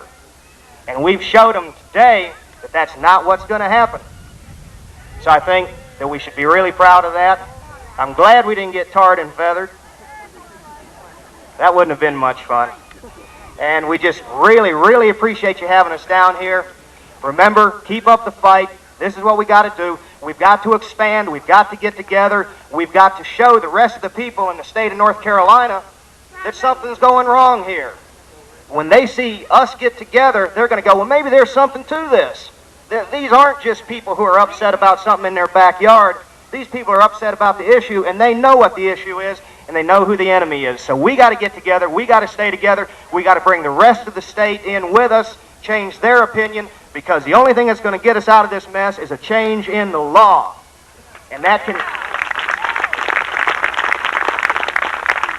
Change in the law can happen 3 ways. These people down there in Raleigh can just decide to change their mind. I don't think that's going to happen. A judge could tell them this law is unconstitutional, it infringes unduly on people's rights. That's a possibility. That could happen. But I think the best shot we've got, the best shot of all, is to show the people in Raleigh that everybody in North Carolina is together. We're united on this. We know what we want, and we got to educate them on this issue, because ultimately the legislature, they're not leaders. They follow the will of the people.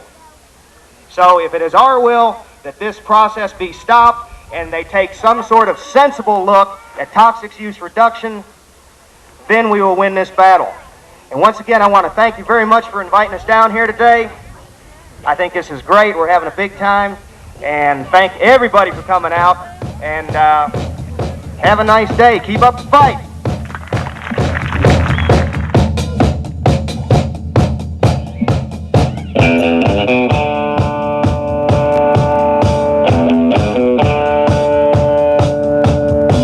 They have the attitude. What they needed was a break from the stress. So opponents of the proposed hazardous waste incinerator swapped their angry protest for music and food at a benefit concert in Butner.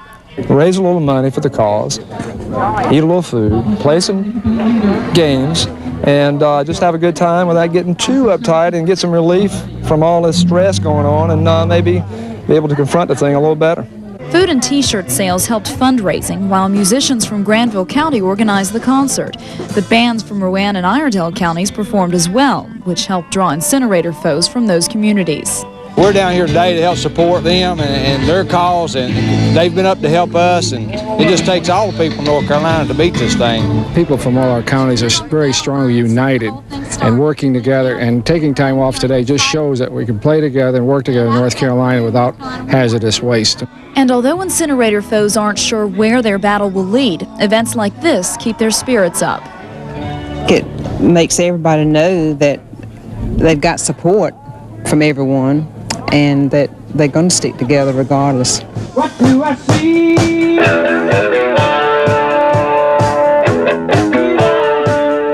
And that's an attitude they believe will keep hazardous waste out of North Carolina. Angela Hampton, WRAL TV 5 News, Butner.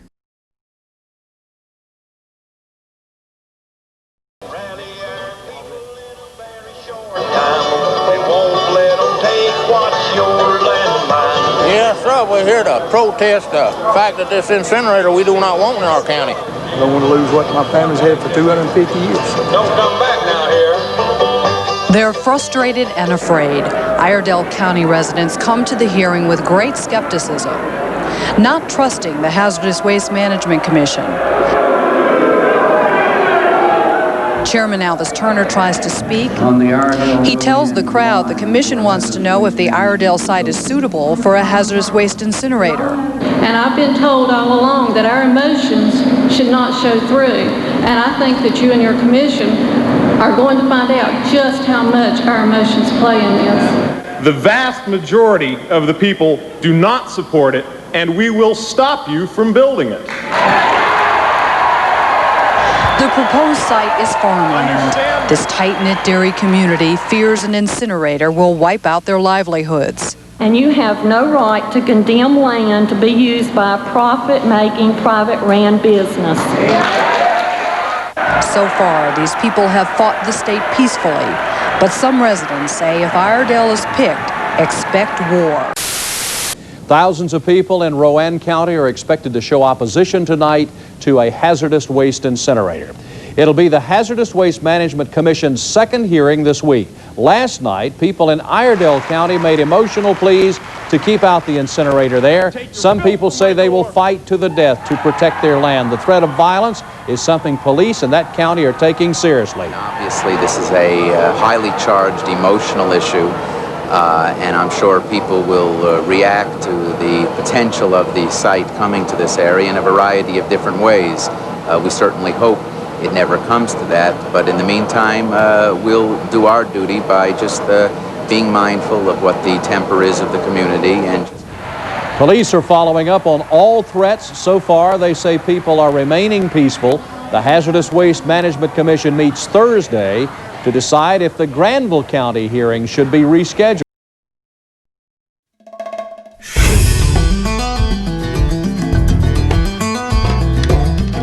Well, the North Carolina Hazardous Waste Commission is playing hardball in its attempt to locate an incinerator, changing the rules to get around lawsuits that have blocked them from going on site. That has sparked renewed protests now from residents and a petition drive demanding that Governor Jim Martin resign.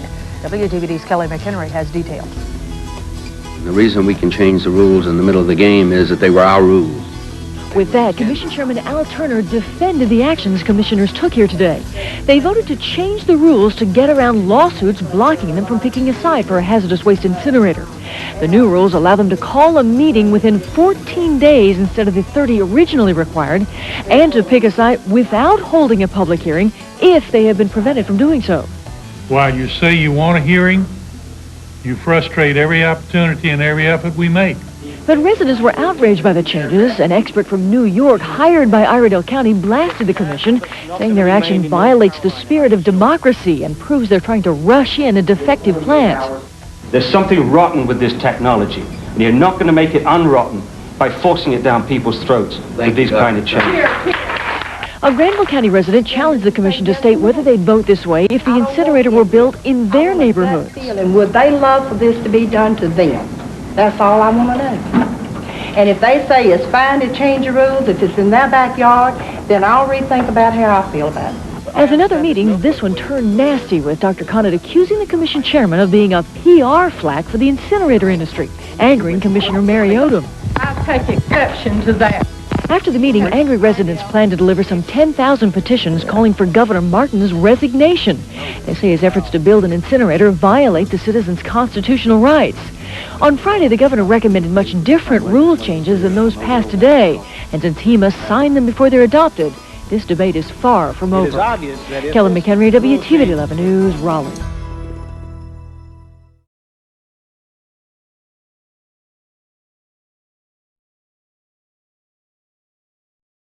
Like the last time the state tried to test, leaders say they will urge nonviolent resistance.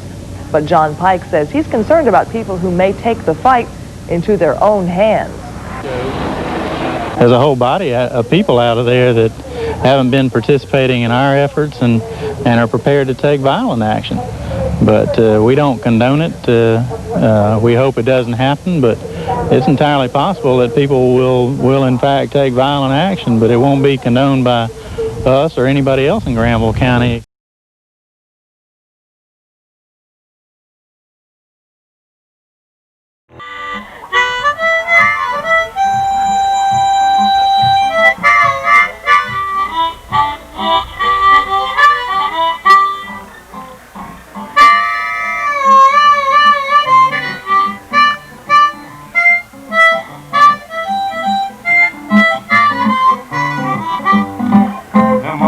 Yes.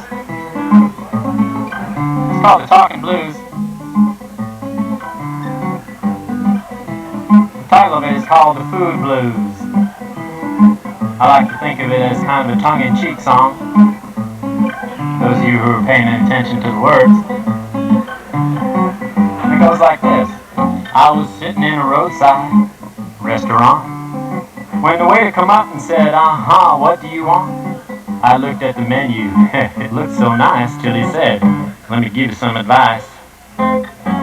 Spaghetti and potatoes got too much starch. Pork chops and sausage is bad for your heart. There's hormones in chicken and beef and veal. Bowl of ravioli is a dead man's meal. Bread's got preservatives, there's nitrites in the ham. Artificial coloring in jelly and jam. Stay away from donuts, run away from pie. Pepperoni pizza is a sure way to die. Sugar rots your teeth, makes you put on weight. Artificial sweeteners got cyclamates. Eggs got cholesterol, there's fat in cheese. Coffee ruins your kidneys and so does tea.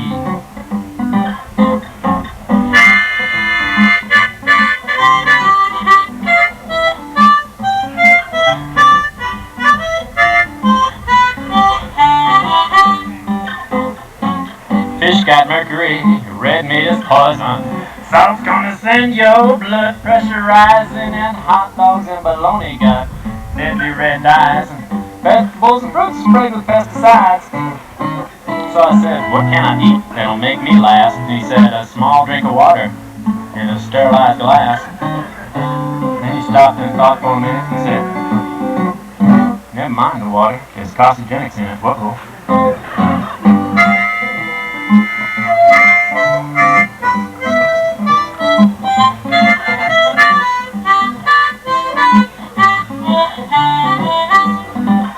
Well, I got up from the table, walked out in the street, realized there was nothing I could eat. I ain't eaten for a month, but I'm feeling fine, 'cause he did not mention beer, whiskey, and sweet red wine, horn section.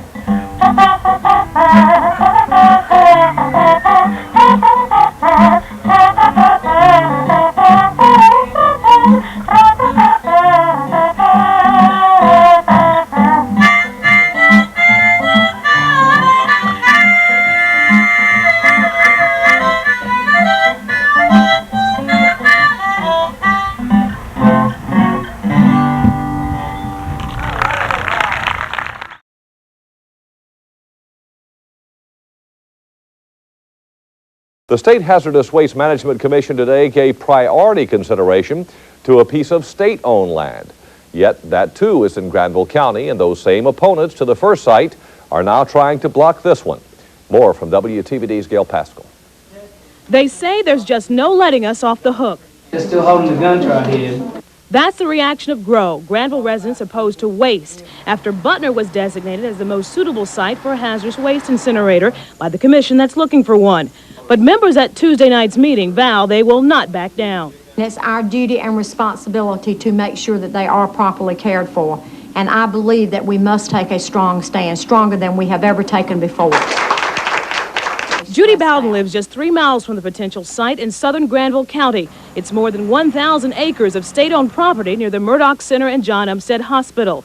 One Umstead psychologist is upset that the state would locate an incinerator near a state mental hospital. Outrage. Absolute outrage. Her main concern is evacuation in the event of an accident. We have difficulty getting some of the patients even off the ward sometimes because they're so afraid. And in that kind of situation, first of all, we don't have enough staff to really take care of them. The Guthries live a stone's throw from where the first drilling took place. We truly hope it does not come to Granville County. I am really worried about it. Why are you worried? I just don't feel like it's safe for our environment. The commission's second favorite site is state-owned land on the Johnston and Wake County lines at the North Carolina State Crops Research Station. But the number one choice is Granville County, and residents say the fight has just begun. Once again, Butner's still Granville County. Anywhere else in the state is still North Carolina. For Night Watch, Gail Pascal, WTVD 11 News, Granville County.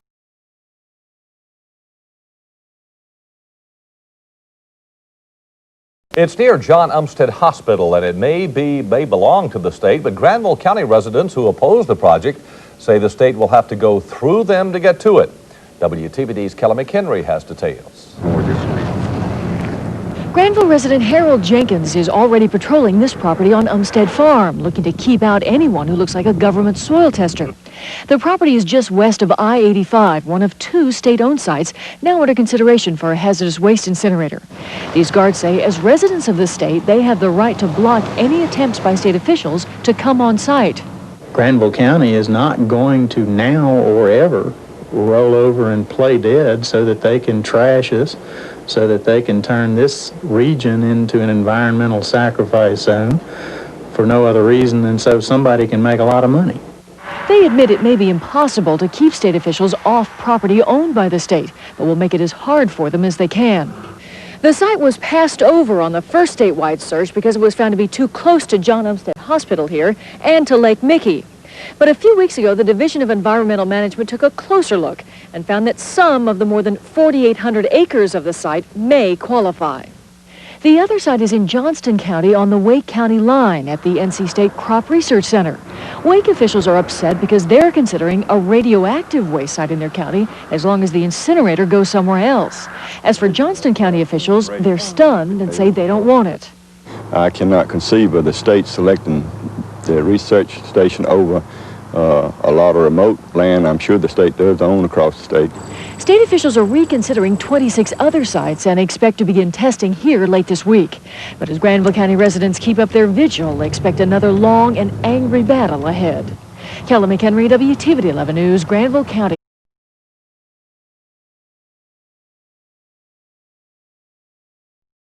Folks in Granville County may have a new weapon in their effort to keep that hazardous waste incinerator out of their area. That weapon could be this rare plant called the smooth coneflower. This area in the middle of the state's #1 site is the 3rd largest habitat for the plant in the world. Botanists and other experts say the plant is so rare it's being considered for federal protection as an endangered species. It's a very important plant. It's an endangered plant in North Carolina. It's proposed for federal listing. It's a very important indicator of a rare habitat that also occurs out there. It's a plant that has horticultural value and medicinal value. Today, the leader of one of the Granville groups opposed to the incinerator visited the patch of woods where the smooth coneflower grows.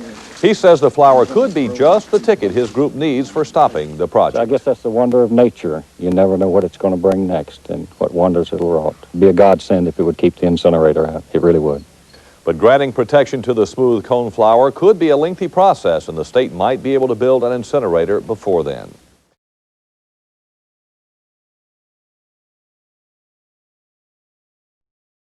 In Butner each year around this time, they have an event called Farm Day. Last year, it got rained out. And this year, a cloud of concern overshadowed the event. Concern that Butner could soon be home to a hazardous waste incinerator. WTVT's Kay Kasuda joined a big crowd for today's Farm Day.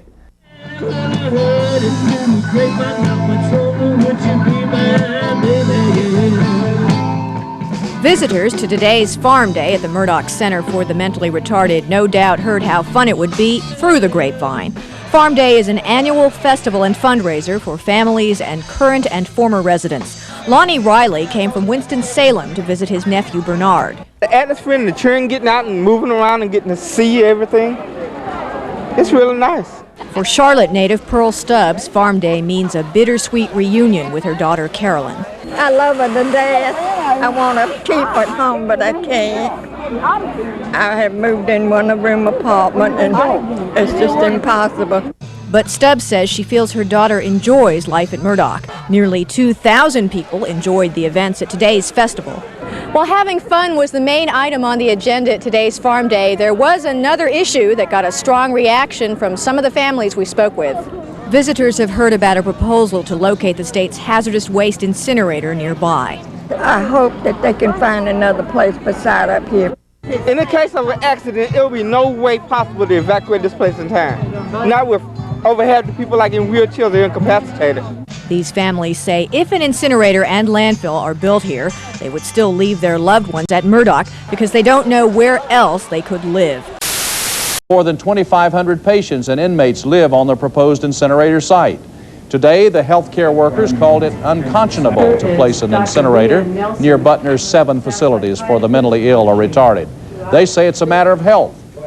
I guess what I really want to ask, is it ethical to place a unknown this close to such a captive population such as we have, would this not be human experimentation? Because there have been no studies on the toxic waste facility that's being suggested for this site, either pre or post. The doctors say the incinerator could contaminate both the air and the drinking water supply. They are asking Governor Martin to drop the site.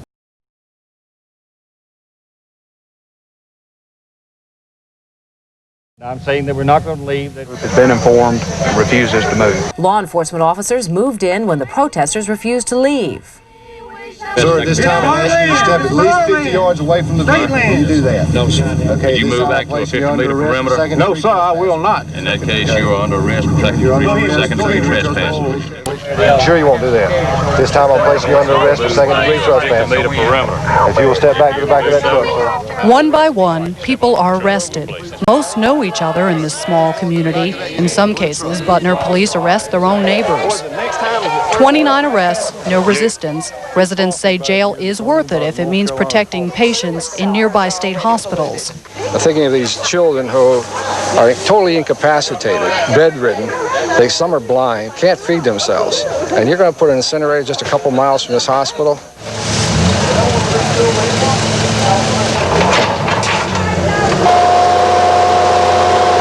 PEI associates ignored the protesters, seeing them as little more than a nuisance. The Highway Patrol has been just super in providing security for us. I have no qualms about us at all getting our work completed and done. Officer Briggs? We'll be back! Residents have no qualms about being arrested and vow to do it again. Troopers have been ordered to stay out here until sundown. Now, all of those people arrested are out on bond now. As a matter of fact, the troopers tell me they came back in a group about an hour later, tried to get past this point. We're told they could not. They left very peacefully. PEI will be out testing through the rest of the week. Bob, they expect to have a good idea by the end of this week whether or not this site is even suitable. Okay, thank you, Carol. There is more to this story in another part of the state. Testing crews had no trouble at all getting onto the site under consideration in Johnston County. Crews began drilling early this morning at the North Carolina State University's Central Crops Research Station. That's near Clayton. They're testing everything from the amount of clay in the soil to how far down they would have to drill before they reach water.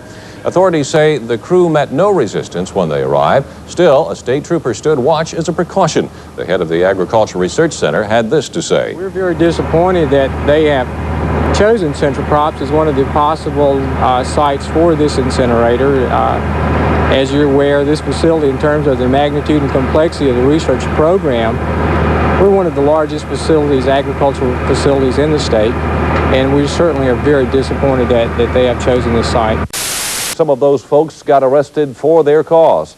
And as WTVD's George Mallet reports, some of them are willing to go to jail again tomorrow.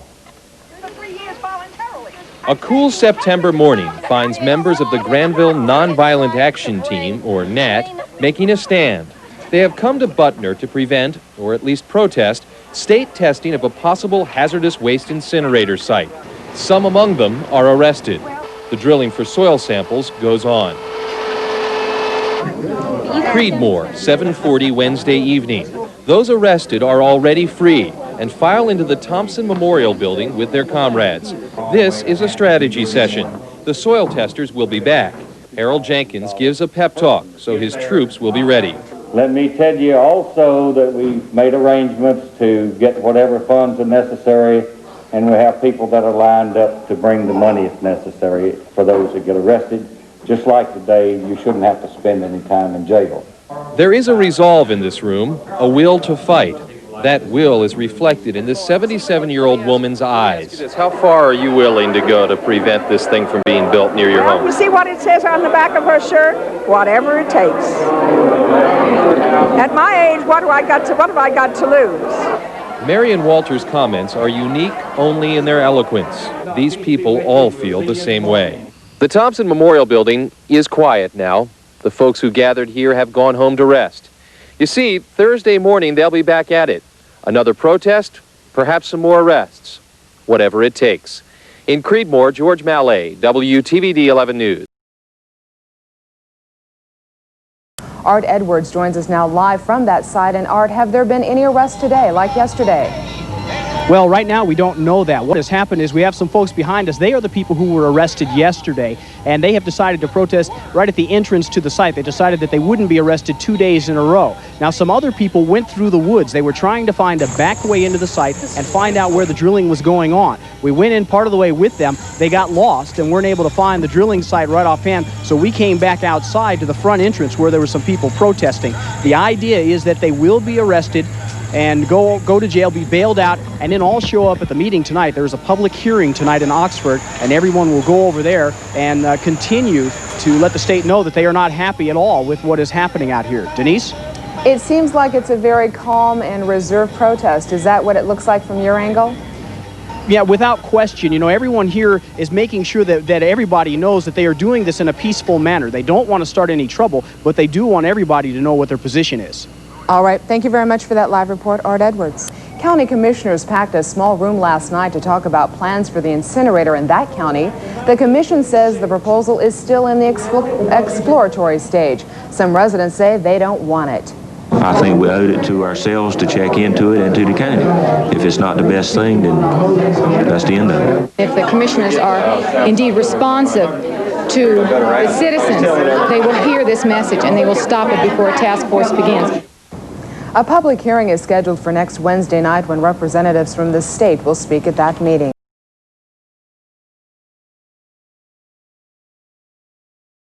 Johnston County Commissioners tried to put roadblocks in the way. The state's looking at a site on the Wake-Johnston County line as a possible incinerator site. Johnston Commissioner Frank Holding says the incinerator would not be welcome. Not only are you opposed to it, but this board is opposed to it. It can't be a good place for it. It's just impossible for it to be a good place. A dozen incinerator opponents began picketing at the proposed site, which is on a state research farm. As they picketed, crews hired by the state took soil samples to see if the land is proper for the incinerator. Another busload of protesters in Granville County was arrested today as residents there continued to defy the state in its search for a site for the hazardous waste incinerator. It is the third straight day the protesters there have gone into the woods on the John Umstead farm in Butner, where test drilling on the incinerator site is taking place.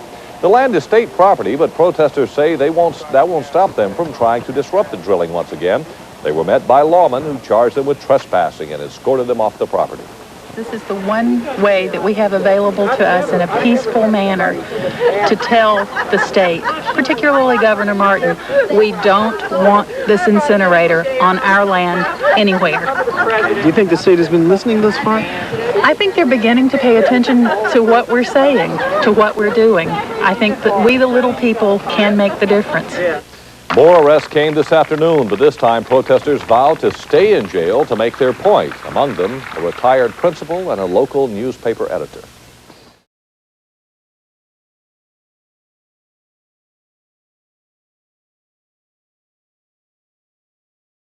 Violence has now touched one of the sites. Tires were blown out on drilling trucks and some test boreholes were filled with liquid solder. And as WTVD's Keith Whitney reports, tempers are beginning to reach the boiling point. In the woods near Butner, you will find big spiders, but even bigger gnats. Yet again today, it was GNAT, Granville Nonviolent Action Team, versus the state's proposed hazardous waste incinerator.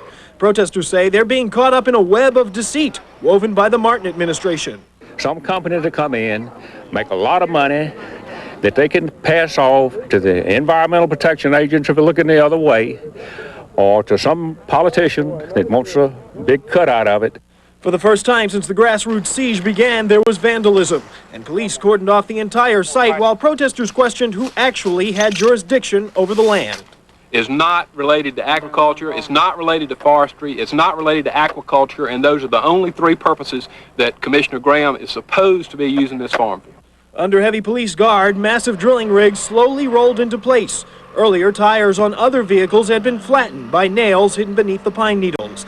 Now, the big rigs inched cautiously into the angry din.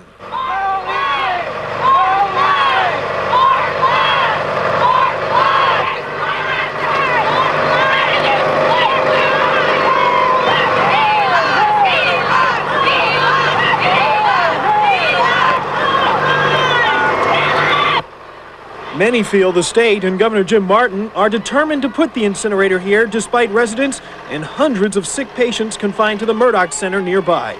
Very, very concerned that the waste fumes will harm our already compromised patients. I'm very worried about the ecology around here. Protesters are also angry that work crews have turned the Umstead farm into a logging camp, tearing down trees to make way for more controversy. In Granville County, Keith Whitney, WTVD 11 News. Larry Ravel explains someone was watching the work crews every step of the way. Soil testing equipment was turned back on today at the state-owned Umstead farm. This after a judge threw out a temporary restraining order which caused a 5-day delay. There were no protesters around, just a couple of monitors who are incinerator opponents and members of the Granville Nonviolent Action Team. They used the video cameras and cellular phones to document what was happening and keep other group members informed. I mean, we were told to stay back from the drilling rig, that we could observe it, take pictures, and be an observer to exactly what's going on. Another reason incinerator opponents were armed with recording equipment is to make a record of any damage done to rare plants in the area like the coneflower. But that's not the only reason opponents are upset. See, the flower is just one thing, and there's other plants, and there's just life itself. You know, when you're talking about building something like this next door to these institutions, these people that can't even move from room to room, much less out of the building and off the land and down the road to evacuate it. It's ludicrous. And originally, protesters had planned to stay home today and let work crews finish testing 3 holes and leave. But protesters changed their minds when they heard that a 4th site would also be checked today.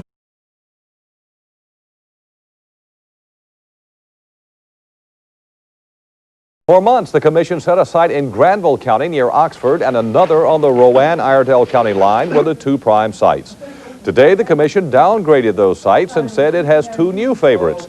One of them is still in Granville County, located on the site of a state mental hospital. But a county commissioner says the state will find even greater opposition to putting the incinerator at that site. Well, we have 800 people there that can't move. And as I said, you can bet you a little bippy we're going to have help from people that we had no earthly idea that were coming in there. The other potential site the commission is looking at is on the Wake and Johnston County line. Opponents say they're afraid of the incinerator. We got businesses in Clayton that have been sitting on the fence. Tell us we're wasting our time out there fighting. I was told that day one when I went out with petitions, you're wasting your time. I hope this meeting will wake them up and scare the hell out of them.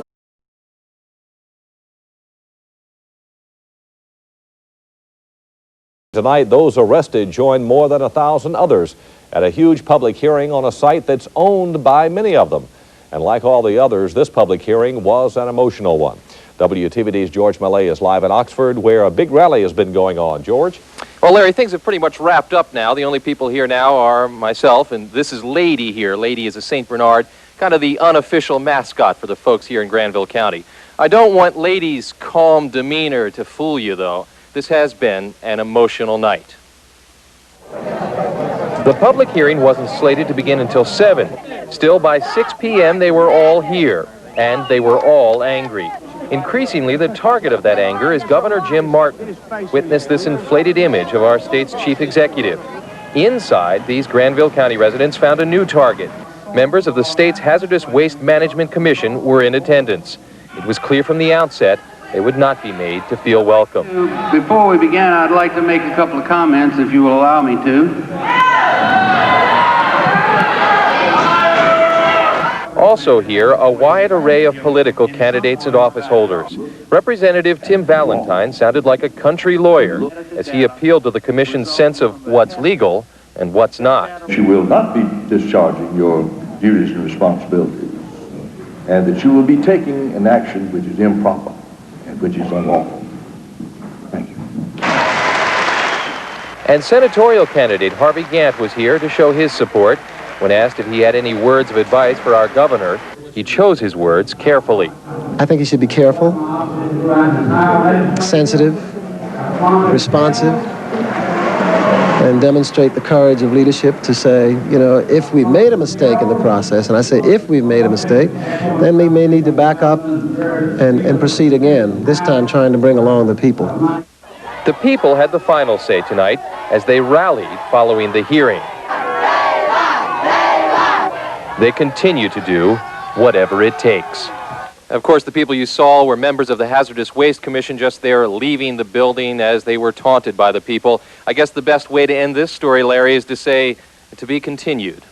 George, did they need those police escorts getting out of there? I think probably they did. As you know, last time there was a meeting up here at Oxford Webb High School, somebody came up and dumped trash on the members of the Hazardous Waste Commission. I guess really the best way to describe it is as a precaution.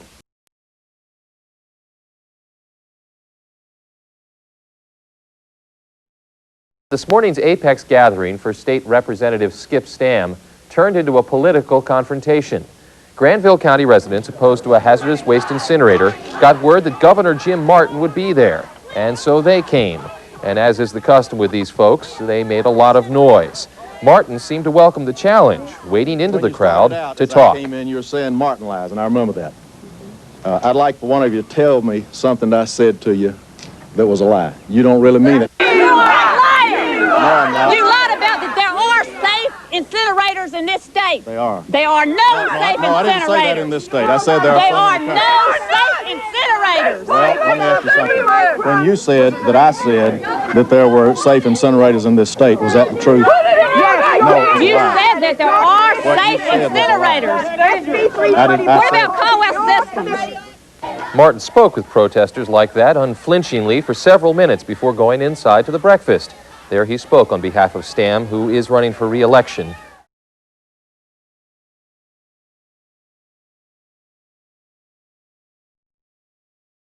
Today, opponents gathered near Murdoch Center in Butner to continue their fight. They called today's protest a mercy march. They say they're defending the patients who live at that center. A crisp October morning finds Granville County residents continuing the fight.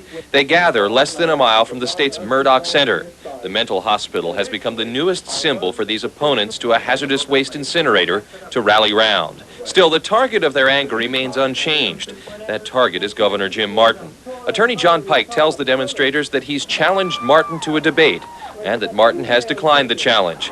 Pike calls our state's chief executive chicken. His facts must not be as good as he thought they were, or he'd take the opportunity to debate me or anybody. He could debate this young man right here, and he'd damn well lose. After the rally, the march to Murdoch Center begins. Leon Estes says he's got a lot at stake in this fight.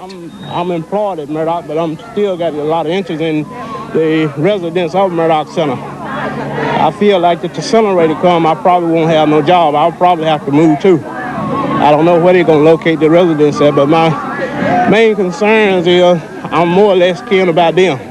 It is a sentiment echoed by these chanting marchers. Not here, not there, not anywhere. Hey, hey! Ho, ho! Hazardous waste has got to go! Hey, hey! Ho, These are people who before talk of an incinerator had little experience with civil disobedience. But now their rallying cry is this: whatever it takes. And they're optimistic they can do just that. I think it'll be so much negative output that they'll probably want to go away. This morning when we all got up, we looked at the morning paper. It said there was going to be a public hearing tonight in Butner regarding the state's efforts to put a hazardous waste incinerator here. Well, that was going along as planned. The people here in Butner and Granville County as a whole said they were going to boycott it because they had fought against having that public hearing. Well, that was the way things were going. Then all of a sudden, they got a restraining order in district court here that was basically kept that from happening, or at least it looked like that was going to be the case. When I was live at 5:30 this evening, we said, in fact, that there would not be a public hearing. It looked like that was the way things were going to go. Well, then, late tonight, there was, in fact, a public hearing here after a Superior Court judge in Wake County overruled the district court judge. So it's been confusing more than somewhat. On again, off again. This afternoon, as folks gathered on Highway 56 in Butner, they were planning a boycott of the public hearing because it looked like it was going to happen. Then a temporary restraining order was handed down in district court. Sheriff Marion Grissom served the papers on Dr. Alvis Turner when he and other members of the Hazardous Waste Management Commission arrived for the public hearing. Issued this 15th day of November 1990 at 4:36 o'clock by Judge Claude Allen, Judge Black. Attorney Wallace Bradsher hailed the courtroom victory as a constitutional victory. Well, basically, it's a victory for their rights. Expediency has been the word in this process. Cite this thing no matter what. At least in this instance, and I don't know for how long, the courts have said, wait a minute, stop and think about the people's rights and the North Carolina Constitution. But all wasn't said and done. Not just yet. No, because after that, Donald Stevens, the judge who originally had ruled that this meeting would take place, somehow managed to overrule the restraining order. Joining me now is John Pike. You were here. The public hearing started at 9:24. It was over at 9:28. Is this unprecedented? To my knowledge, it is. I don't believe a Superior Court judge has the authority to overrule a district court judge.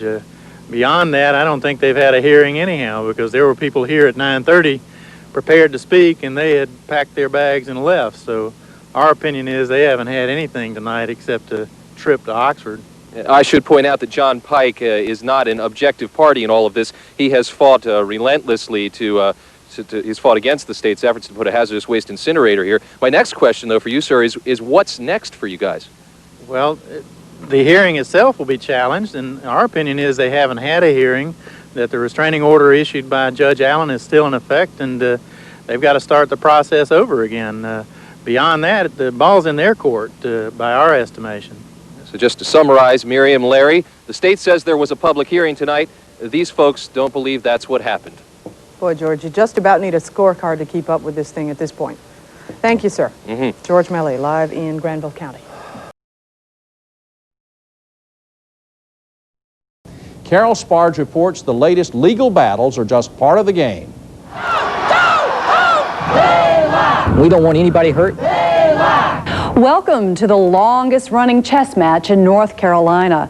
It started May 1st when the Hazardous Waste Management Commission made its first move, naming Granville County as a possible site for a hazardous waste incinerator. No matter how safe they can tell us it will be, we still can't believe it. Residents are shocked and begin their strategy. To get a piece of the rock and hopefully keep out hazardous waste. Cleverly selling $5 pieces of the proposed site, aiming for 14,000 owners.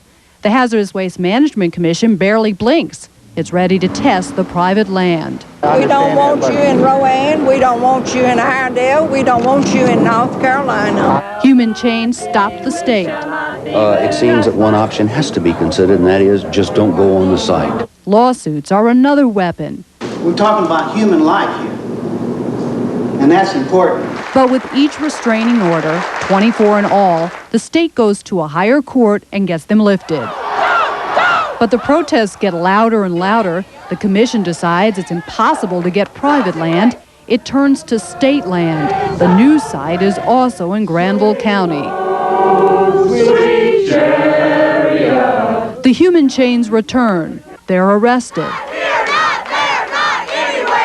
A last-minute maneuver by residents means a restraining order stops last night's critical public hearing. We put a kink in what the state needs to do. Not to be outdone, the commission gets a judge to overrule, and the hearing goes on with only 5 people present. Expect more moves before the match ends with a winner. Carol Sparge, WRAL TV5 News, Raleigh.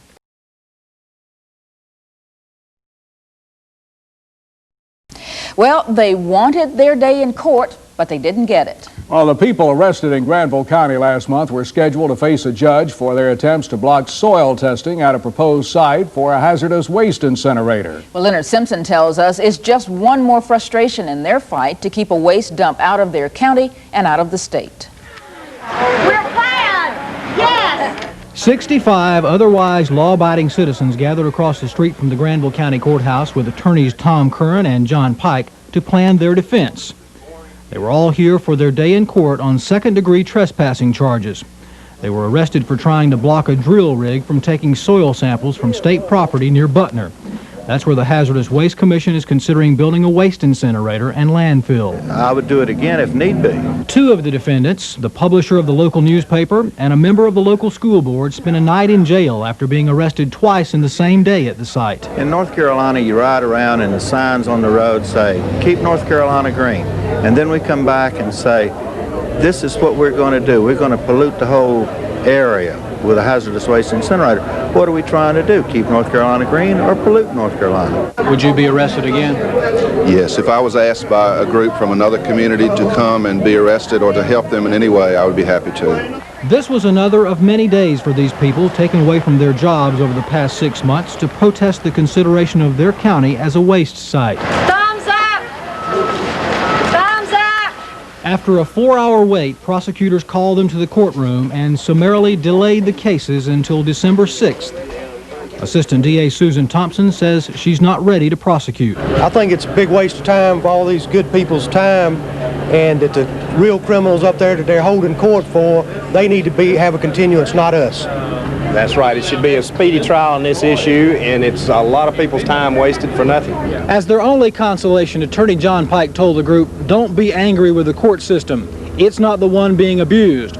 It's the Hazardous Waste Commission," he says, "that plays fast and loose with the rules." In Oxford, Leonard Simpson, News 2.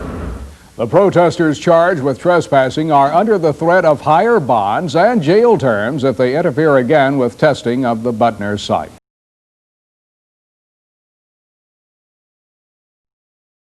From WRAL TV5, Charlie Gaddy, Donna Gregory, Greg Fischel, and Tom Suter, with North Carolina's leading news team.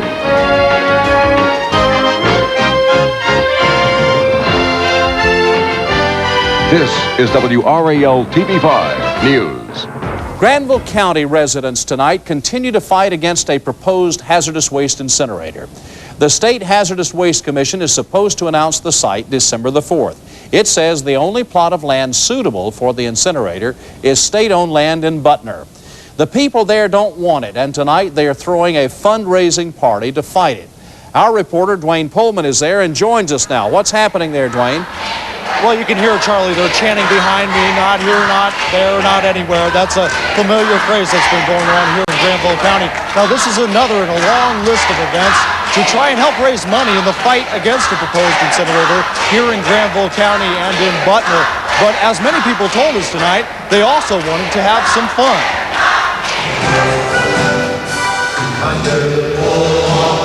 Get off the protest line, get out of the courtrooms, get off the phones, and just relax a little bit, and with all your new friends you've made.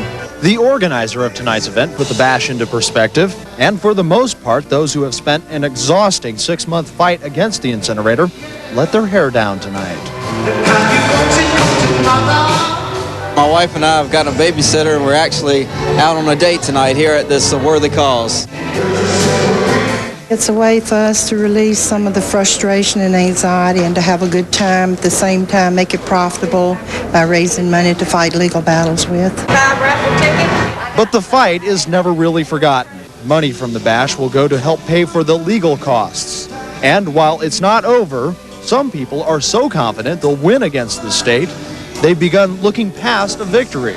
We all wonder what's going to happen when it's over, and it will be over. And we will win. And we just don't know what we're going to do when we win. But we'll worry about that. We'll have something else like this.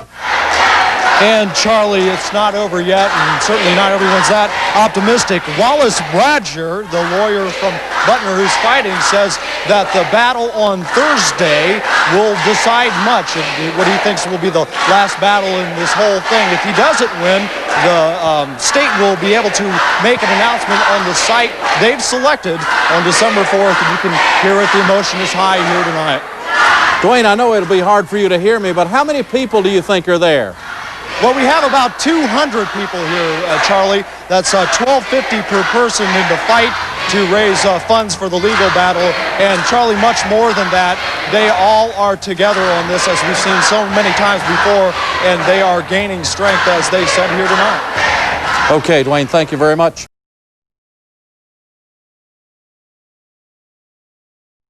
As expected, the John Umstead State Farm in Butner has been selected as a preferred site for the hazardous waste incinerator.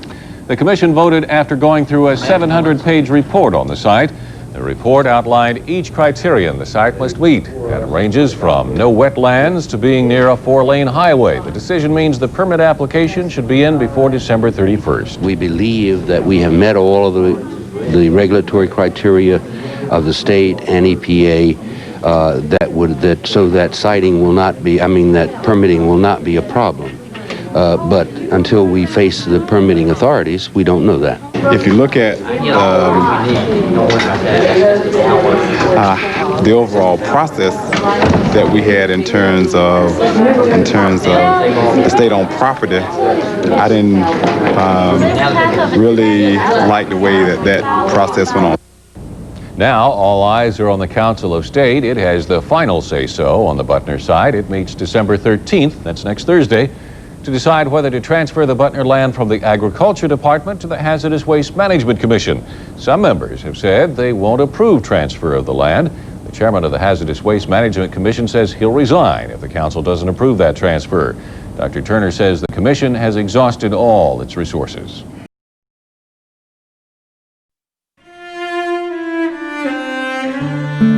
Tonight, after meeting for nearly 10 hours, the Hazardous Waste Management Commission voted 7-2 in favor of the Butner site. The commission voted... Testimony being given that is not truthful, it is not being able to be challenged, and you're going to go on with this farce? One of the tactics that these proto-fascists use is to brush off your resistance by describing you as emotional. I think they're rotten. I think it's just stupid. I mean, to put it in a place like this with all these people out here, it's unbelievable to me. I still feel like I'm living in a communist country. We've given them all kinds of facts and information, and they continue to throw it away and not listen to anything we have to say. If the Hazardous Waste Management Commission, the governor himself, think that they will in any way deter us from opposition to this site, they are dead wrong. What they thought was an ingenious plan to block the building of a toxic waste incinerator. They sold thousands of tiny sections of land on the proposed incinerator site, making it a bureaucratic nightmare to condemn the property. As ABC's Linda Patilla reports, however, the state seems to have been prepared. At last count, more than 9,000 people from around the world had bought 5 by 6 foot parcels of land at this site in North Carolina. You got your work cut out for you. It created so much red tape that the state had to abandon its plan to take over the land and build the toxic waste incinerator. We won, but we were cheated. Cheated, they say, because the state simply chose another site, also in Granville County, 10 miles down the road. This time, the land was already owned by the state, which meant the residents couldn't pull another land grab. We thought we had it whipped, but they sneaked one in on us. The large number of residents who paid $5 each for a stake in the land thought it was democracy at work. We are people of hot dogs, apple pie, belief in a God, flag waving, and I think most citizens in this county had a great deal of confidence in the government. We feel angry. We feel that this is the worst form of representative government that we've ever seen. Folks here marched in protest. They hanged the governor in effigy. 60 people were even arrested for blocking bulldozers at the new site. This is civil disobedience. This is what you do when nothing else works. But that did not work either. Last night, the state said it plans to build the incinerator at the second site in Granville County. County residents will take all that land they bought and build a park out of it. It will remind them of an unusual citizens' rebellion that appears to have failed. Linda Patillo, ABC News, Granville County, North Carolina.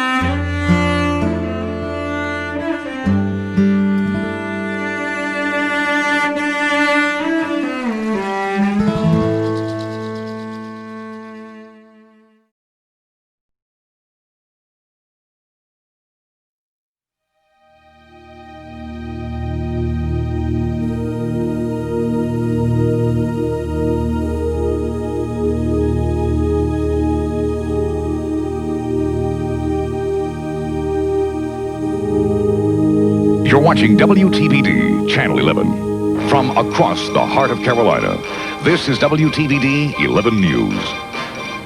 With Larry Stogner and Miriam Thomas. The exclusive AccuWeather forecast with Mike Kaplan. And all the latest sports with Ron Savage. Now, WTVD 11 News, Night Watch. Good evening. There is great joy in Granville County tonight, but total frustration in Raleigh. State leaders today basically vetoed putting a hazardous waste incinerator in Butner, and in the process undid several years of work by the Hazardous Waste Management Commission. In the end, it came down to a simple majority vote by the North Carolina Council of State. 9 elected officials, including the governor and lieutenant governor. And when the smoke cleared, the whole thing had been dumped back in the lap of the General Assembly, where it started. More tonight from WTVD's Dave Bolick. All those who are in favor of the motion will vote by raising your right hand. Hands up. Hands up. Hands up. Hands up. When only Governor Martin and Lieutenant Governor Gardner voted to provide land for the controversial hazardous waste incinerator, and 7 Democrats voted against, the project died. The Democrats had thrown up all kinds of roadblocks all afternoon, signaling they would vote no. Mr. Hennett, I'm concerned a little bit about the integrity of the process. Our guidelines right now are designed, in my opinion, in a very disastrous manner. The Hazardous Waste Management Commission had tried to make the last-minute case that the incinerator project was needed. Granville County residents, on the other hand, argued successfully that selection of Granville County had been done unfairly by the commission. In the end, the vote was the Democrats against the Republicans, 7-2. The issue was whether to take land away from the Agriculture Department and put the incinerator on it. The Democrats said no. Governor Martin threw in the towel. That nothing will go forward from this point. The commission is out of money. The commission is out of sites to look at. And the matter, therefore, will rest with the General Assembly. 7-2 against. Against transferring title? I'm ecstatic. I couldn't be happier. It's what I expected. It's what I wanted to see. Even though it could bring it back to us, I hope that maybe it'll send it back to the legislature and at least it buys more time. And the longer we can delay this whole process, the better the chance is that North Carolinians will wake up and realize that they're being lied to and taken advantage of. I think really the commission has done the job that they can do with the time that's been allotted to them. And I don't think the commission, really the whole commission should be put out of existence now. You can imagine people in Granville County are celebrating tonight. They threw a big party at the Butner Arena. Usually they've spent their nights plotting their next move to keep out the incinerator, but tonight they gathered in victory. Carol Sparge has their story. We're just so happy. We are so happy. Smiling, something Granville County residents haven't done much of since May. The Council of State vote has changed that. Very hard fight, but we won. Cheers rang through the Butner Arena. People who once were strangers have become friends, fighting together for most of the year to keep a hazardous waste incinerator out of their county. People from other counties joined in that fight. It is a victory. It's a victory not only for Granville County, but it's a victory for the state. Residents say the decision is an early Christmas present. They've even come up with their own Christmas carol. 4 halts in Butner, 3 days of arrest, 2 drilling rigs, and a site in Granville County. Carol Sparge, WRAL TV5 News, Granville County.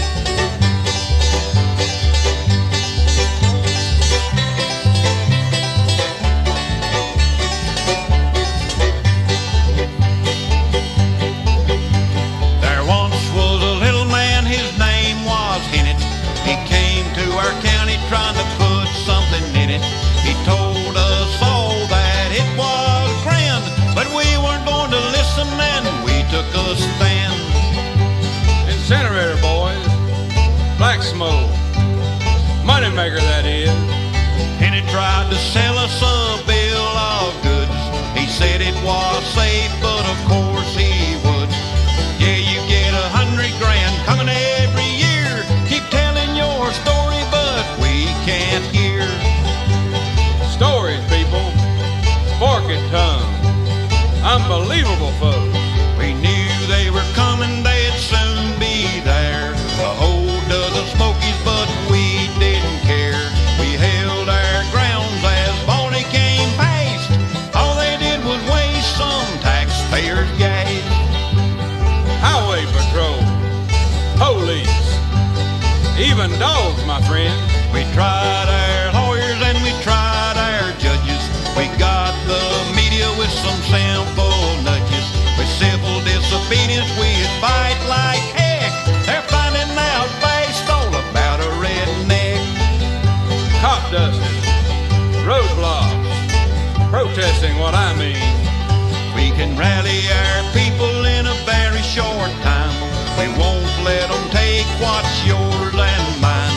We work so hard for what we got today. They learn their lesson come election day. Voted out, my friend. Looking for work. Too bad, you all. Jim went out of state and joined the compact. He thought he could fool us and we couldn't react. He thought we were country clods, maybe even fools. But he can't even beat us by changing the rules. Try again, Jim. Better luck next time. Next thing you know, old Jim's a millionaire. His kinfolks and him had to move away from there. Out of Carolina is a place he ought to be. We'd help him pack up and move him out for free. No charge, Jim. One-way ticket. Don't come back now here.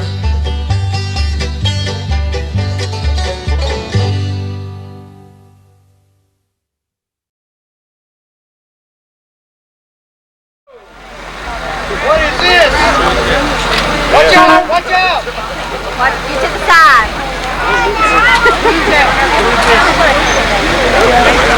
Where's Justin? I don't know.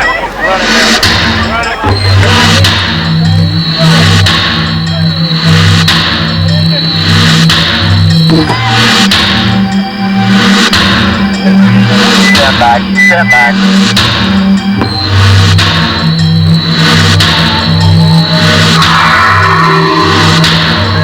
Stand back, please. Stand back.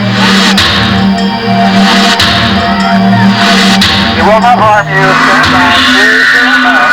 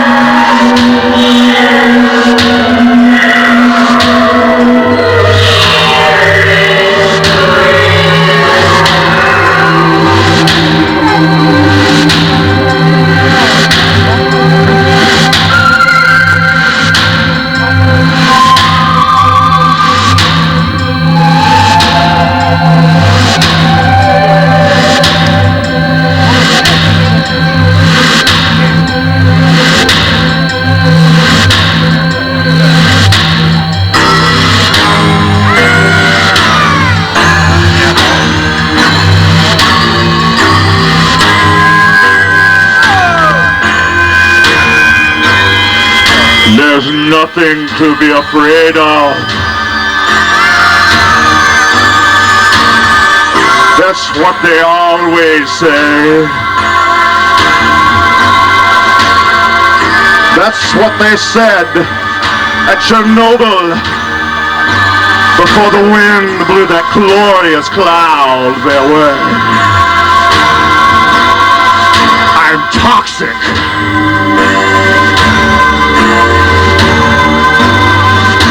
I'm toxic, man.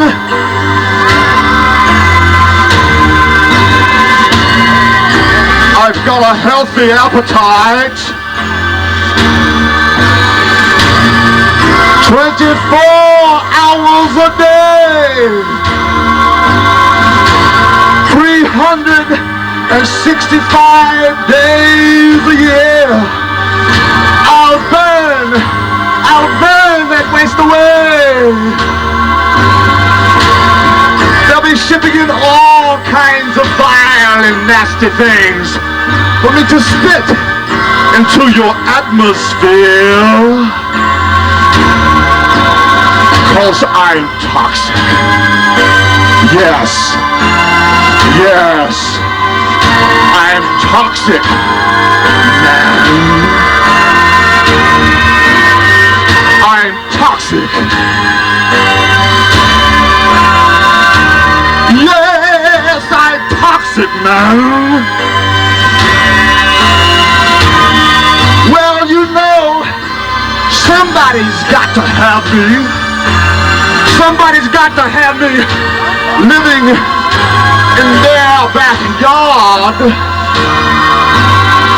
Just ask Jim and Daryl. They'll say the decision was hard, but they won't laugh, they won't smile so easily when they see what I can do. 'Cause I'm toxic.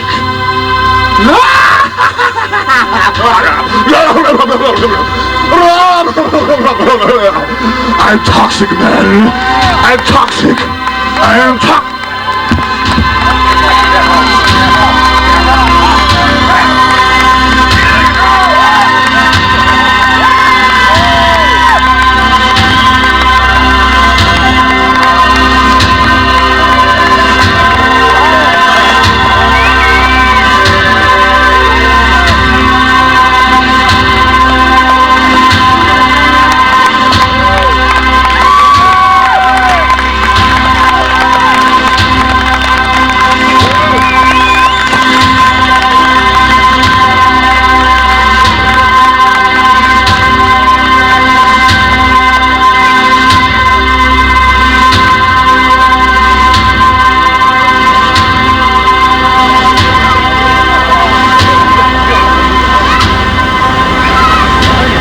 New Jersey, toxic man! Away!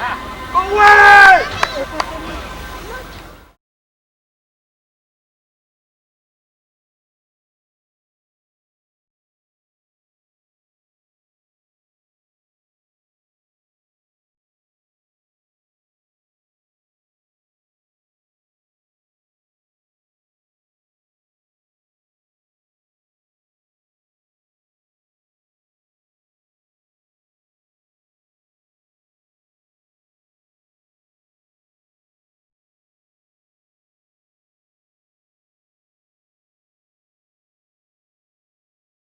I remember there were highway patrolmen there in riot gear. That frightened me. I remember you had to go into the woods and you couldn't see the group, so I really didn't know what I was walking into, but I knew I had to do it and I wanted to do it. So I really didn't know what to expect. When I got there, the group was standing around sort of in a circle, preventing the drilling from taking place. In a very orderly manner, we were escorted off the property by twos and threes if we refused to leave. We were given an opportunity to leave, and one by one we refused to go. The only thing I saw was a little elderly woman hitting a policeman with a pine branch because he wouldn't arrest her. And she told him he was going to arrest her and started hitting him with the branch, and he said, "All right, get on the bus." But she wanted to go with the group. The morning that we went out, we all knew that there was a possibility there might be some arrests made that day, so we had to make a decision in our mind how far we would go. We needed a lot of head count. That day, we needed bodies there to show support of what we were doing. And I called a couple of my neighbors that were retired and had no idea they'd get involved, and I told them what was going to happen or probably would happen, and that they didn't have to get arrested. They could, just go as far as they wanted. They both said, "What time are you going to pick me up?" Drill truck did come in as we suspected. We walked down through the woods. I actually, part of the time I was scared to death. I didn't know what was going to take place. It was all new. Every day it was a new situation, and you didn't know what was going to take place. So we went down in that with, I don't know how many of us it was. They were getting ready to drill, and we all locked arms, made a circle, and they couldn't put the drill down. They called the local police in. They had called the county sheriff, the sheriff's office, and they had to bring officers in, and the local people from Butner were there, the police. In fact, one of the police officers was one of my neighbors, and he came up to me. He said, "Judy," he said, "do you understand what you're doing, and do you want to leave now?" And I said, "I understand what I'm doing, and no, I don't want to leave. I feel like what I'm doing is right." And he said to me, under his breath, "Well, now I'm going to have to arrest you." He says, "You know, I don't want to, but I also want you to know that I appreciate what you're doing and I support what you're doing."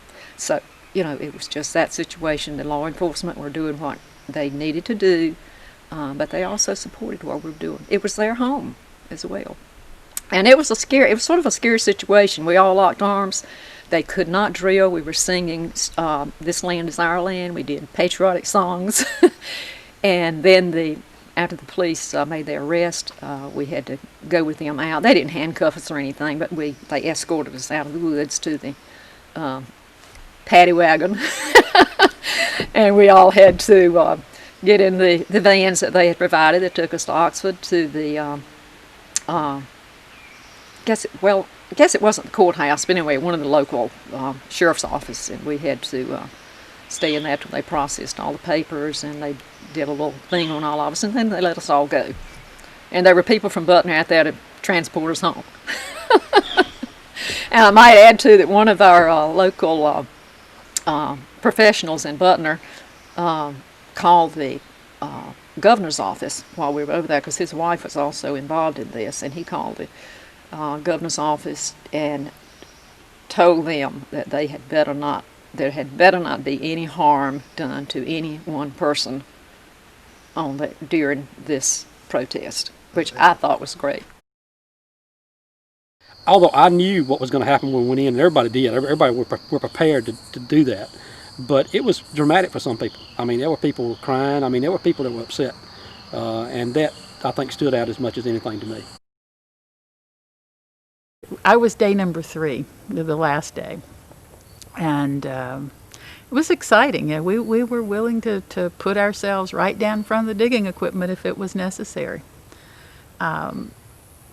In some ways, it was an adventure. In other ways, it was a way to say, this is what I believe, this is what I'll do.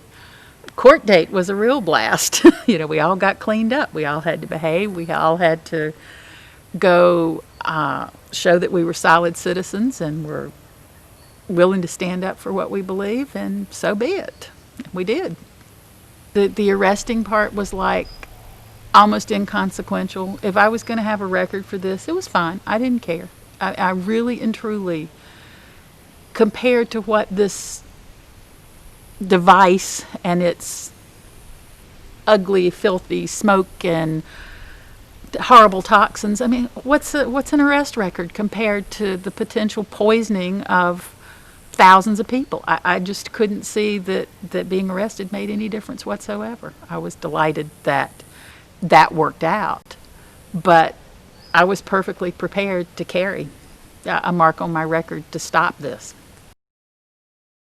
The police were doing their job, and they asked if I really wanted to be arrested, and I said yes. They said if we didn't move out of the way that they would arrest us, and I said so be it.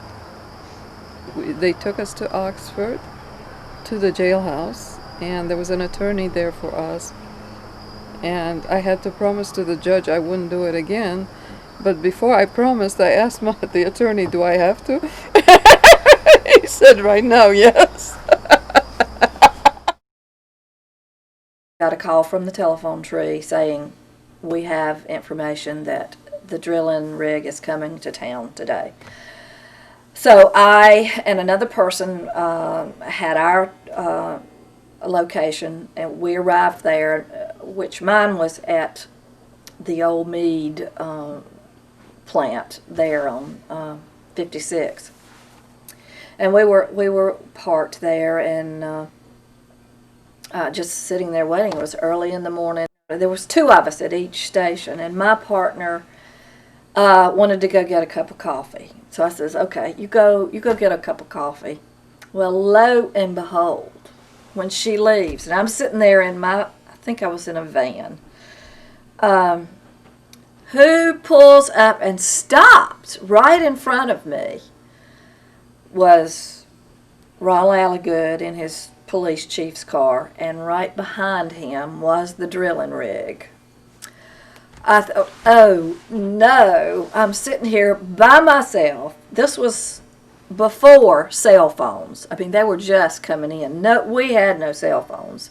So, we're just on our hook. Well, the message was, the first one to see this drilling rig is to follow it to wherever it goes. I thought, well, I got to do it.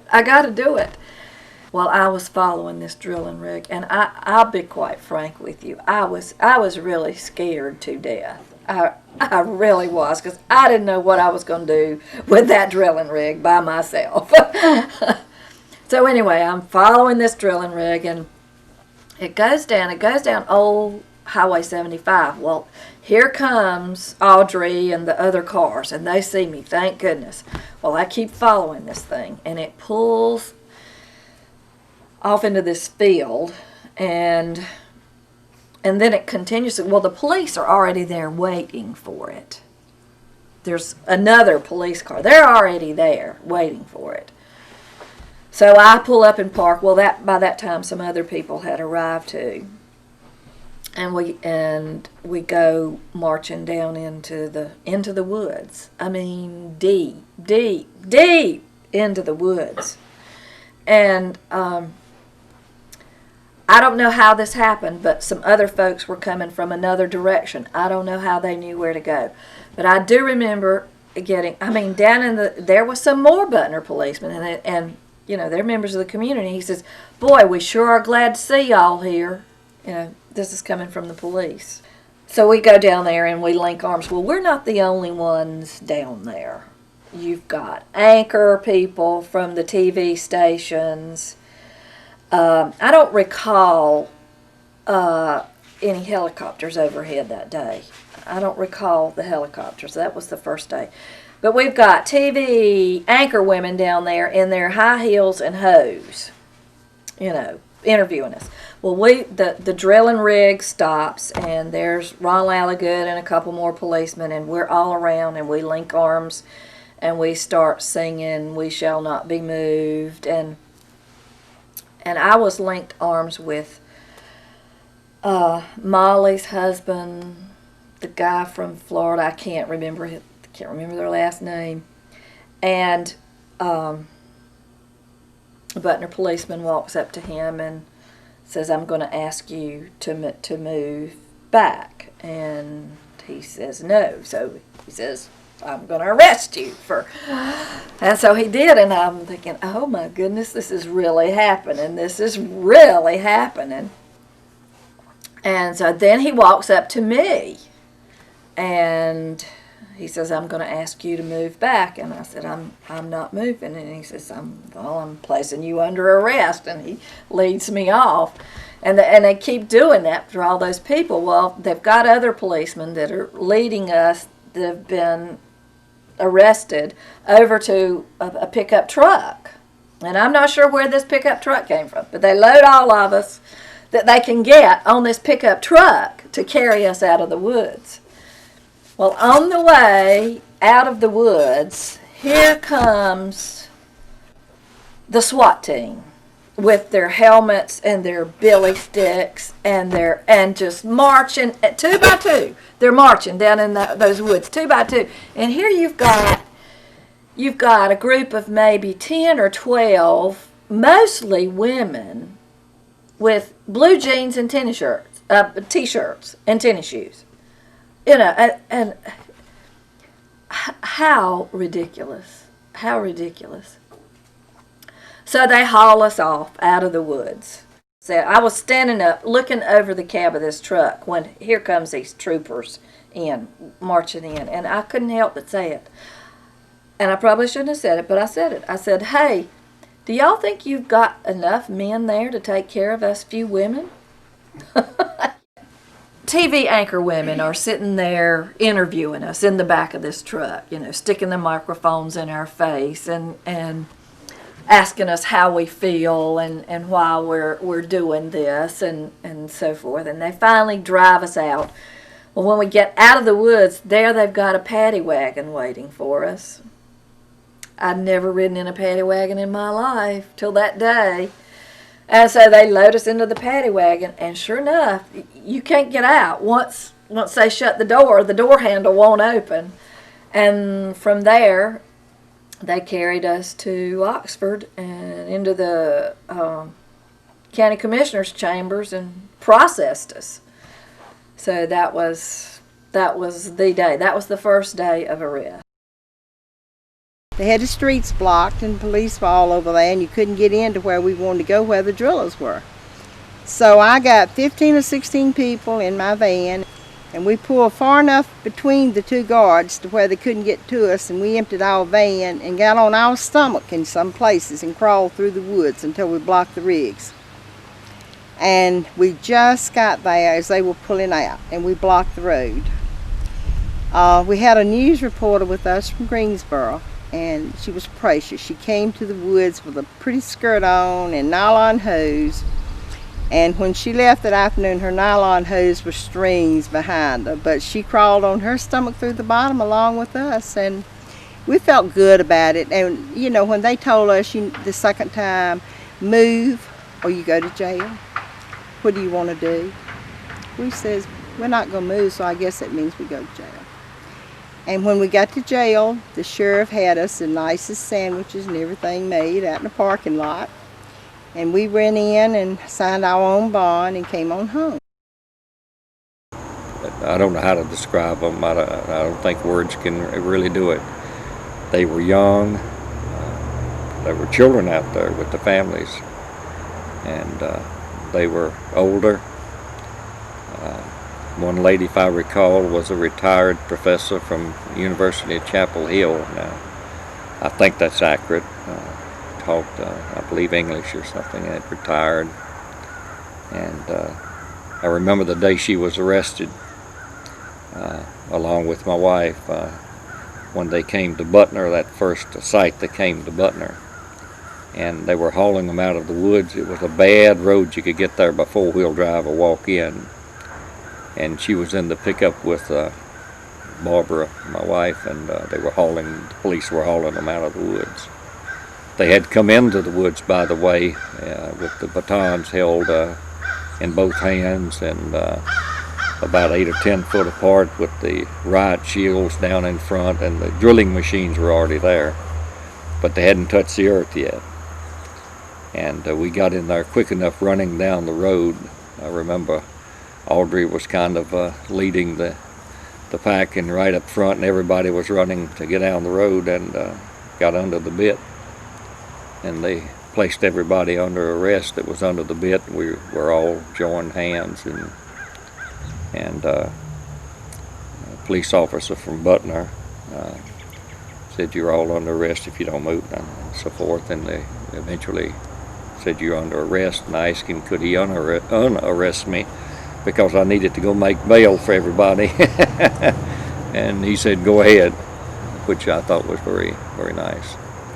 And so I came back down the path and come out and made one phone call and to a lady uptown that run a business, and she made a call, and by the time I got to Oxford, about 10 minutes later, a gentleman was there, somebody riding with him, and they had several $1,000s, I understand, 75 in the back of the car, to bail out the folks if it needed to be, but they let them go on their own recognizance.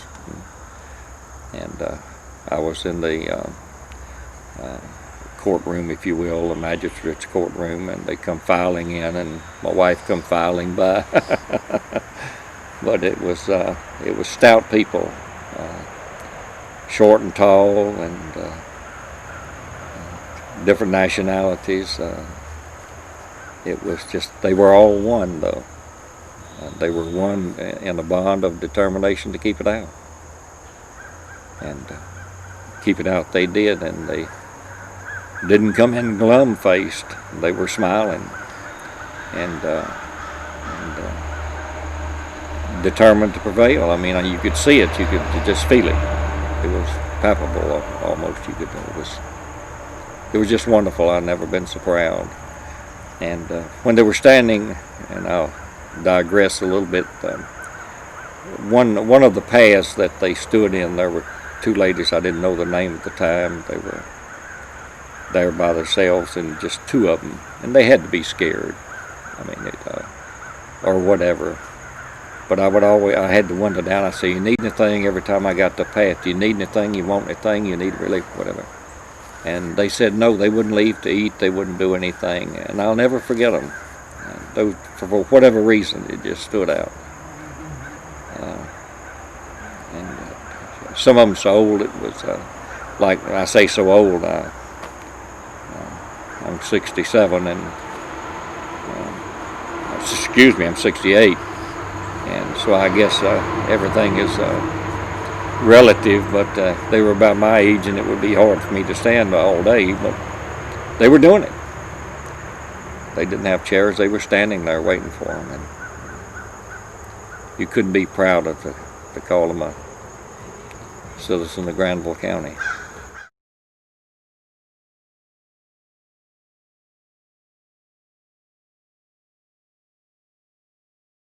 The Butner Creedmoor News, they were instrumental in this happening. We had a hard time with Harry. He had to put a paper out, but he wanted to be on the line. I felt so sorry for him. I didn't know what to do. He'd stay up all night getting the paper out and be there in the day, and Bibi, his wife, the same way. If they could have and got somebody else to run the paper, they would have done it and been on the line the whole time. Harry was right there 100% the whole way. And his paper won an award for a paper for the size town in which he publishes for a weekly and so forth and so on. And he could invite one couple to go with him to the award ceremony, which was a necktie thing. Now, for people that don't know Harry and neckties don't go together well. Harry don't like neckties, he's like me.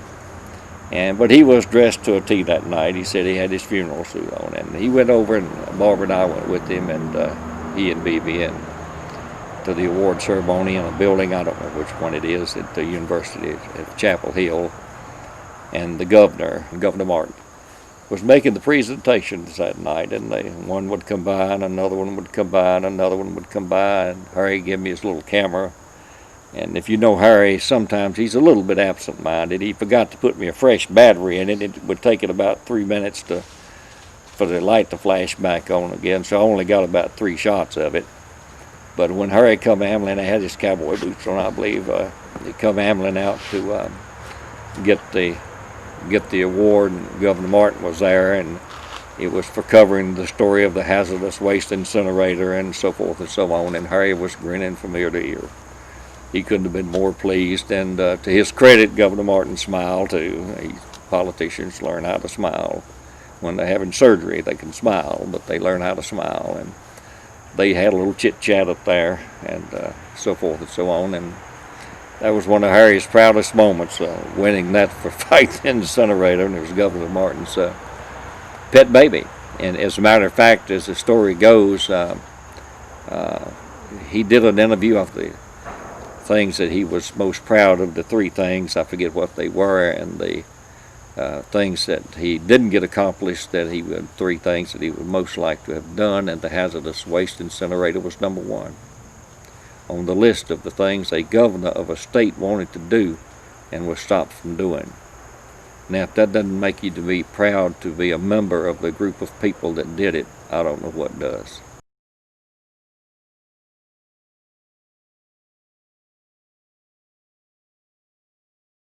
Harold Jenkins, I think a lot of the success of the incinerator fight was because of the leadership of Harold Jenkins. He was the right person at the right time. We still call him Mahatma Gandhi because he helped us understand that if we were going to be successful with this contest, we had to be dedicated and willing to do things that were unnatural for us previously, stand in the face of authority to a degree that we had not been used to doing, but at the same time we had to do it in a nonviolent way. We had to always keep our arms below our belts and never protest strongly. I think having a good, strong leader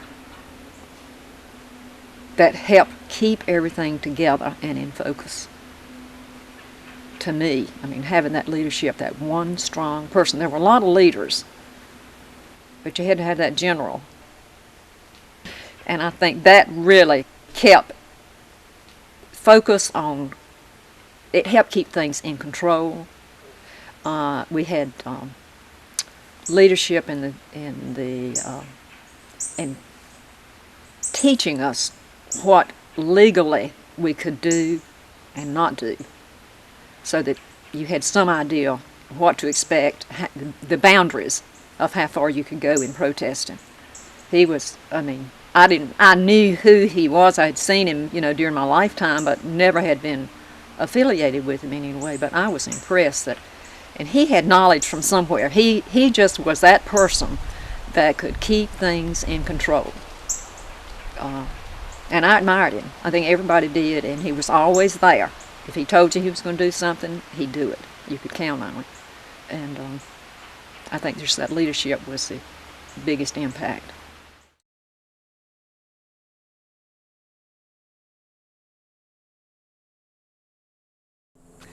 I guess if I had to narrow it down, I'd have to say people rallying together and working together for something, working together for our survival, which is what we saw it as. And working together for the future generations that would come after us, and for the children that people had. I myself don't have children, but I have animals, and there's not a day, I don't think, that goes by when I don't walk out here and look up and think, God, what would it look like if that incinerator had come here? And what would life be like? What would the quality of life? And I'm just, and I watch the seasons change, and I watch the leaves every year go away and come back, and it's so beautiful, and I'm just always so grateful, that it didn't. But I'm also sad for the places where it is, and it's I guess just that people cared enough to come together and believe that we can win. One other thing I think that really contributed to it was that we had a visible presence, and I think that happened when we created our GNAT t-shirts, because we didn't even have to say a word.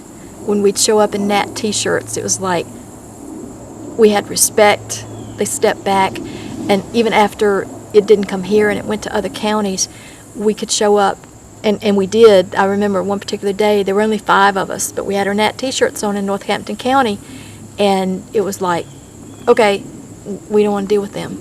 And we because of our belief and our commitment, and because we were visible, and I think that was a lot of it. We were visible. We had the shirts, we had the theatrics, we had whatever it took, to make a splash in the media, which was not our objective, but that's what it took, to let them know that we were there. They knew that we were there, and that they could see us.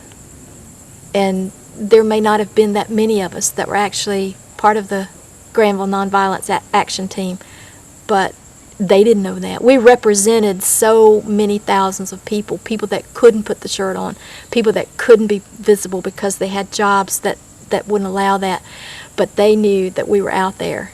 And I think that maybe that and rallying together would probably be the single thing that led to our victory.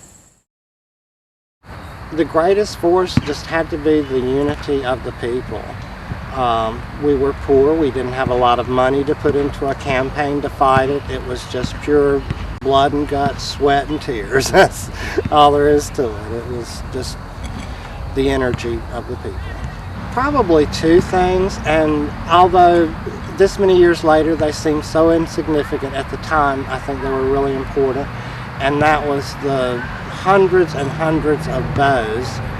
I can remember me and one of my employees, I drove the van and she would sit by the door on the side of the van, and we had the van just piled up with bows, and I'd stop at every telephone pole and she'd hop out and staple the bow up, hop back in, and we'd ride to the next one. And we did that for several days. And I think the other thing was the signs that we made to sell as a fundraiser. I'll never forget how they looked lined up in the field here by the shop, and we did hundreds of them, and then seeing them all sell, and then riding around the county and seeing, you know, oh, I made that one, or just seeing them all over the place. And that, you know, it was just so obvious that it was a successful project. Just in general, I'm proud to have been a part of it. At first, I just, you know, I was real apprehensive at first. I'd never been involved in anything like that, and I wasn't sure that I really wanted to be. But then when I, you know, once I got involved, you just couldn't get out of it. I mean, you were dealing with your future. Probably the biggest contribution I made on something, I think the effigy thing. I enjoyed that. It scared me to death at times because I thought they're going to lock me up for sure. But that was probably the highlight of what I did there, and I'm just glad that I was a part of it and stayed through the whole thing, because in the end it was worth it. It was a great high. When I saw the governor and I knew what he was trying to do to his state and our state, it really infuriated me, and I began to express my feelings. He was supposed to be there to protect us as people, and I didn't feel like he was doing that. He was putting up screens and making us believe things that weren't really there. So I kind of let him know that. So you got pretty close to the governor that day? Yeah, face to face. Pretty close. How did that feel? You're scared? I'm kind of a quiet person, but I was ready to say something. I just wasn't going to sit back and let somebody run me out of my own county because I had that much fear. I felt like I had to protect my family and other families in the community, and by speaking out, that was one way of doing that. If we don't speak out and we don't stand up for what we feel is right, we lose what we've worked for all of our lives. I had worked hard to raise my family in a home that was about paid for, and I felt like they were running me out of that because I wasn't going to stay in a place where I couldn't feel safe. John Pike had the insight, along with the help of a girl uptown, when she recommended that somebody find some land and let a lot of people buy it and tie it up so the state would have a hard time condemning it. And John Pike essentially almost closed his law office for a year. His wife Priscilla, which is a very good friend of mine, she worked side by side with him, and he went up north with Steve Royster, or one of the Roysters' help, the lawyer that was looking after some land called Jones land now. And he set it up, and we sold shares and paid for the land. And today it's well on the way to becoming an environmental park in this county. The long and short of it is it worked. It's probably the only thing that did. They would have, you know, as the site review committee person, we threw out literally hundreds of viable reasons not to site it there, and they ignored every one of them. They found reasons to avoid it. Even if it didn't meet the statutory requirements, they said, well, we'll change the statute or we'll change the rules and to suit ourselves. But Again, when we did that, we bought the land. Priscilla and I borrowed $70,000 from Adams Tobacco Company, who were heroes because they loaned it to me on my personal guarantee. They were going to end up with nothing but a deed to a piece of land that would have thousands of signatures on it. So they took a great risk too, and because they didn't want their tobacco contaminated. So they were an unusual hero in this, although their interests were the same as the regular citizenry.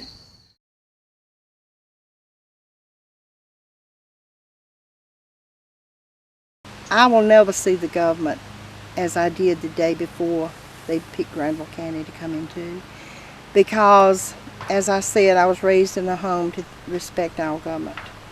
And my mom always told us they were elected to take care of us. And when I saw that essentially what they were doing was padding people's pocketbooks with hazardous materials that would cause us health problems for the rest of our life, then I knew they didn't really care for me. They cared for what the economy was and getting the money where it needed to be. No.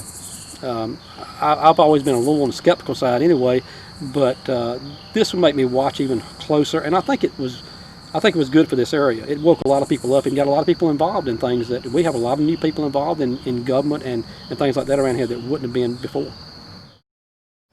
I think it disillusioned us some because I always thought the government did what was right for you, and that really broke my heart because I had to tell my kids different, and it just opened my eyes that things are not always done in your best interest, and you have to be careful. Never, never, never, never. Prior to that, I always thought, in an abstract way, I never gave it a lot of thought, but I always thought that the government is looking after us. They're doing what's in our best interest. No way. No way. Every citizen needs to be vigilant all the time because the government is not working in your best interest. But so yes, I see our government much differently.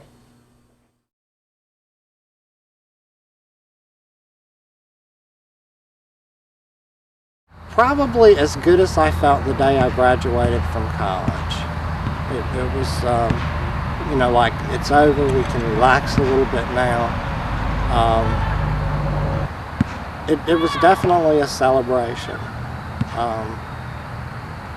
And plus too, it was a feeling that you had done something that eventually I think people would see made your state a better place. It would have been a grave mistake.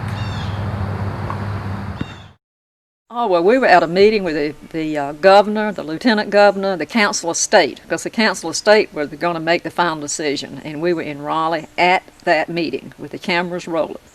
And we knew how it was going to go because the council of state members, we had talked to all of them, and unless they were lying to us, they had told us that we were going to win the situation. They were not going to vote to have the incinerator put out there.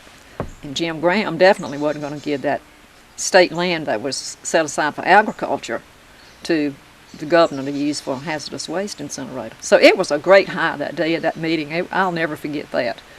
And when they made the decision, when the governor's face just faded away and the crowd was in a roar, it was very exciting. It was a great day. Well, we were pretty burned out by the time we got down to winning, but it was good. We had fought it so long. It was almost hard to be excited about it. We were really fatigued fighting it, but it was a good feeling. But I felt like we didn't win until they tried to locate it in another county, and we went to Northampton. Some of the people felt that it was such a depressed area that it would probably end up being located there, but I thought that it wouldn't be. I believe that we had set the tone for the entire state. So when they abandoned Northampton, that's when I felt like we really had won the cause. We had beat. was really terrific, but a member of our group had moved to the eastern part of the state, and about the time we heard we won the fight, she called up and said, "Sarah, it's coming here, help." And I made several trips down to the eastern part of the state, and I was not nearly as involved, but I certainly didn't stop the fight until it was totally finished. Council of State meeting, we were there, and it was the best feeling in my life. It was so great. We just called everybody and celebrated that night. It was just unreal. I can't describe the feeling. Oh, there is no high on earth like winning that. I mean, I cannot describe it. It's the good guys do win once in a while.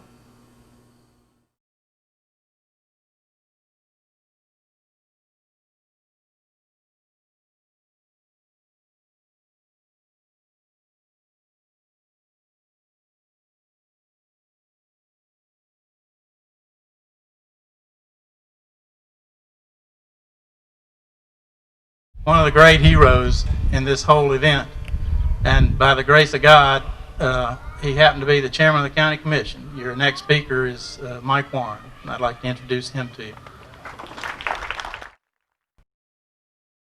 Let us learn a valuable lesson from this crisis. Because united we are strong, divided we are not. You can believe that. We must believe that. I would like to thank the many citizens from across North Carolina who have offered their resources and expertise. I would like to thank our Site Designation Review Committee.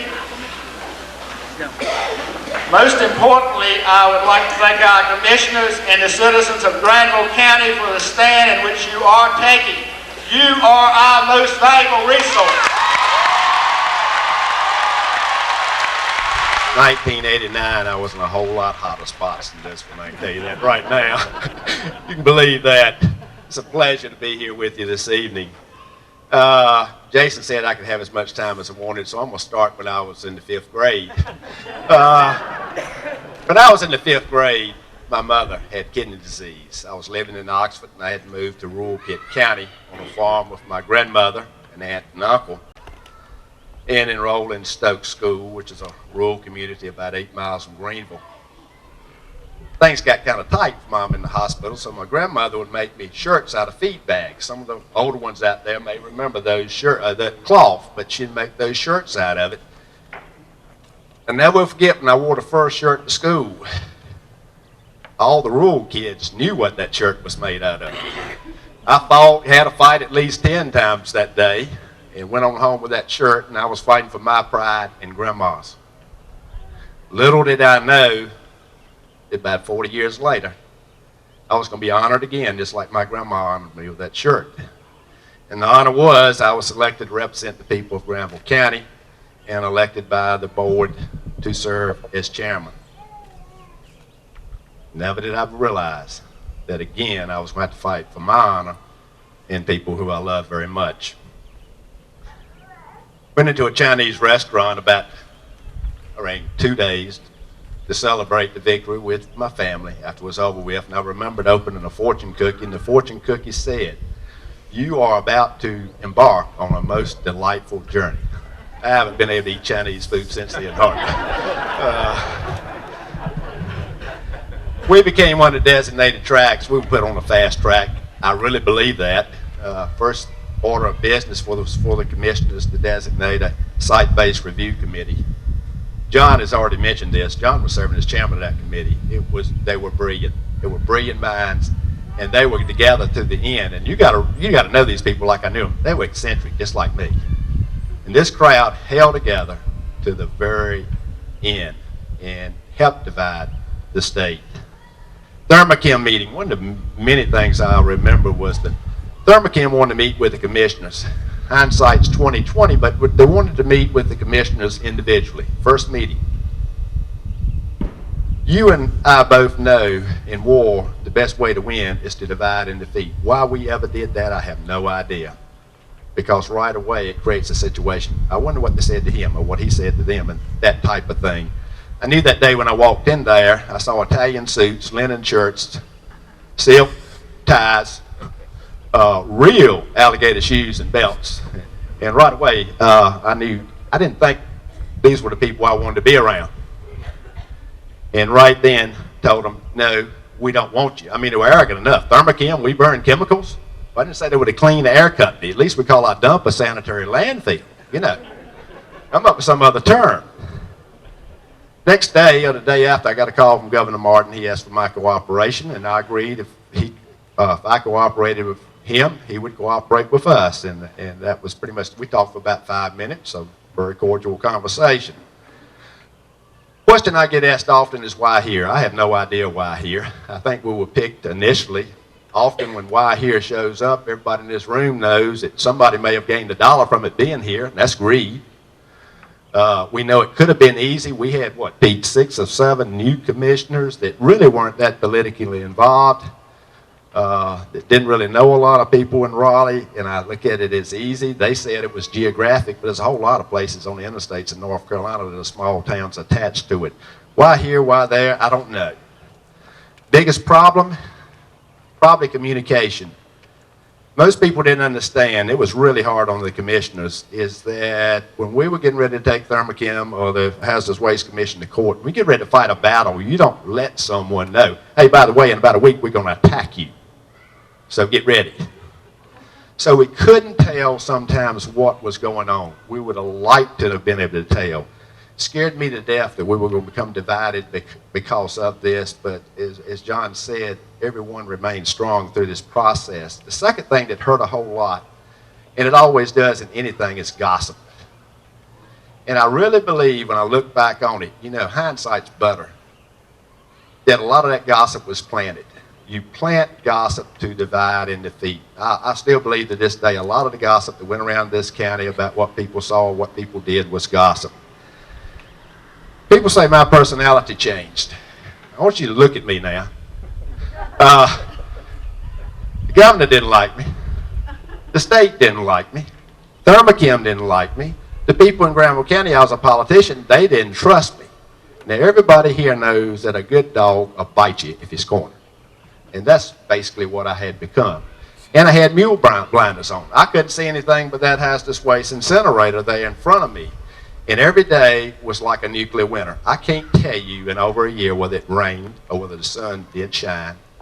I can't even tell you whether it snowed that year. And I'm a weather fanatic. I don't remember one thing really about that year. One thing I really, out of the meetings we had, I remember the meeting at Webb High School. I think it was the first meeting we had with Thermochem, Dr. Turner, Mr. Hennett, and the Hazardous Waste Management, the Hazardous Waste Commission representing the state. Our site-based review committee was there. I look back on it now. That night I got so mad I couldn't see straight because a young man went up on stage and threw some trash. A teenager. And somebody said, "Do you think that's going to divide us?" Now look back on it now, and if that would divide us because of a hazardous waste incinerator, you didn't want to be in the fight anyway. And the next thing, if you listen to the conversation that night, they treat us like a bunch of fools, basically. Everyone knows that when you go to a restaurant and you're sitting here and the table next to you is non-smoking, it doesn't mean that smoke won't hurt you, does it? Or if you go to the swimming pool and they say you can pee on the left-hand side and swim on the right, everything will be all right. Well, folks, that was that logic. I should have taken the trash out of the young man's hand, saved the steps, and thrown it up on the stage myself. Key players, always a question. Site-based review committee, they were persistent to the end, along the way, all the way. John Pike, his genius is already known about. Michael Kroll and Bill Hopper. Michael and Bill are both very low profile people. Folks, they were going to run this thing on a fast track, and these guys hadn't slowed that thing down. It probably may be sitting here right now. Things had to happen very quickly, and I knew when we got to Butner, I figured we're going to beat them now. Harold Blizzard, he had pretty much run county government while we had things focused somewhere else. people who donated, organizers and participants in marches, rallies, protests in jail. And people said, you mean you support people breaking the law? Folks, I'm a believer in a little revolution every now and then. It's good. Martin Luther King, the civil rights situation, where would blacks be today if they hadn't had a revolution? We'd still be in Vietnam without a revolution. We'd still be controlled by the British without a revolution. Sometimes politicians, not all of them, when they hear you're honorable, you're esteemed, you're noble long enough, they start believing it. And then you have to do something to make them rethink the situation. I don't think there would be revolutions if you didn't have to do something to make them rethink a situation. Humor. Was there any humor during this time? One little thing I'll tell you, John, they won't think you're crazy, baby. When this thing started, one thing John and I realized right off the bat is my telephone at home started clicking. Little click, click, click. His telephone at home had little clicking sounds. My telephone at work had little clicking sounds. I'm not saying that tapped. His telephone at work had little clicking sounds. And we kind of pretended like our homes were bugged.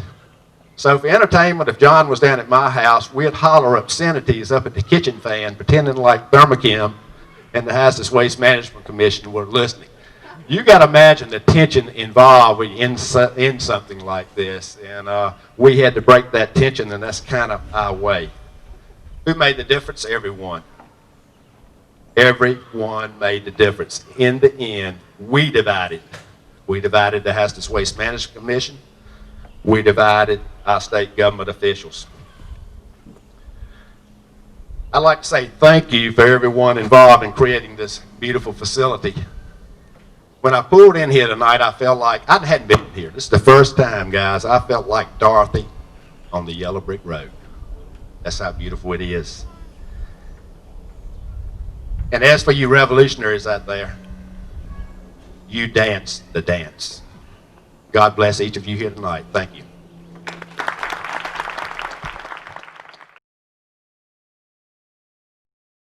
The event itself was just an incredible event, and extremely rewarding, humbling, and I'd do it again tomorrow. I sure would.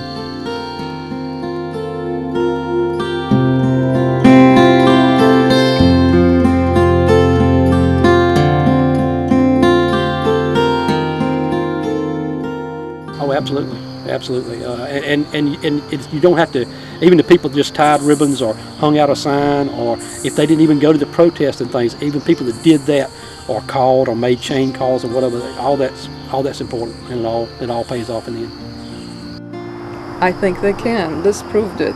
There was just a handful of us fighting, maybe 100 people, but we made the difference. When they picked Butner, they figured nobody was going to fight them. But they figured wrong. Definitely. That was the one thing I learned, as I said earlier, that even small people, we were small people, we were in a little small town, that they thought they could just come in and do what they wanted to, but people can make a difference. Definitely. That was the one lesson I learned. Oh, absolutely, people can make a difference, absolutely. Just something, you just go to the store and you buy something, or you go to the store and you buy something that's ecologically sound. Just that little piece, it builds and it builds and it builds and it builds, and eventually it becomes mainstream and everybody's doing it, and you've made a huge difference. And I think that's what people forget. They feel like, oh, well, why bother? You know, what I do doesn't make any difference, or why vote? It doesn't make any difference, but it does. Every little piece makes a difference. It's like every leaf on a tree is what makes that tree so beautiful, and we forget that as human beings, I think. And for me, it's really helped me. I'm at a time in my life, it's like, I'd rather be out there leading. I just want to be part of the team. I just want to do what I do and let it build and let it become something so incredible and spread over this earth. The humanitarianism, the social, economic, and environmental justice, I mean, they're all so interlocked. And just let it spread and let it become a place where we live, and we don't have to have hazardous waste incinerators, and we find alternative sources to energy so we don't destroy the earth, and we help people get out of poverty, and we make this place a better place to live. And we can do it. I mean, we do it all the time, and sometimes we just don't know it. And we're not all fortunate enough to be involved in a fight like the incinerator fight, where you know if there's nothing else you did on this earth while you spent your time here, you know you made a difference.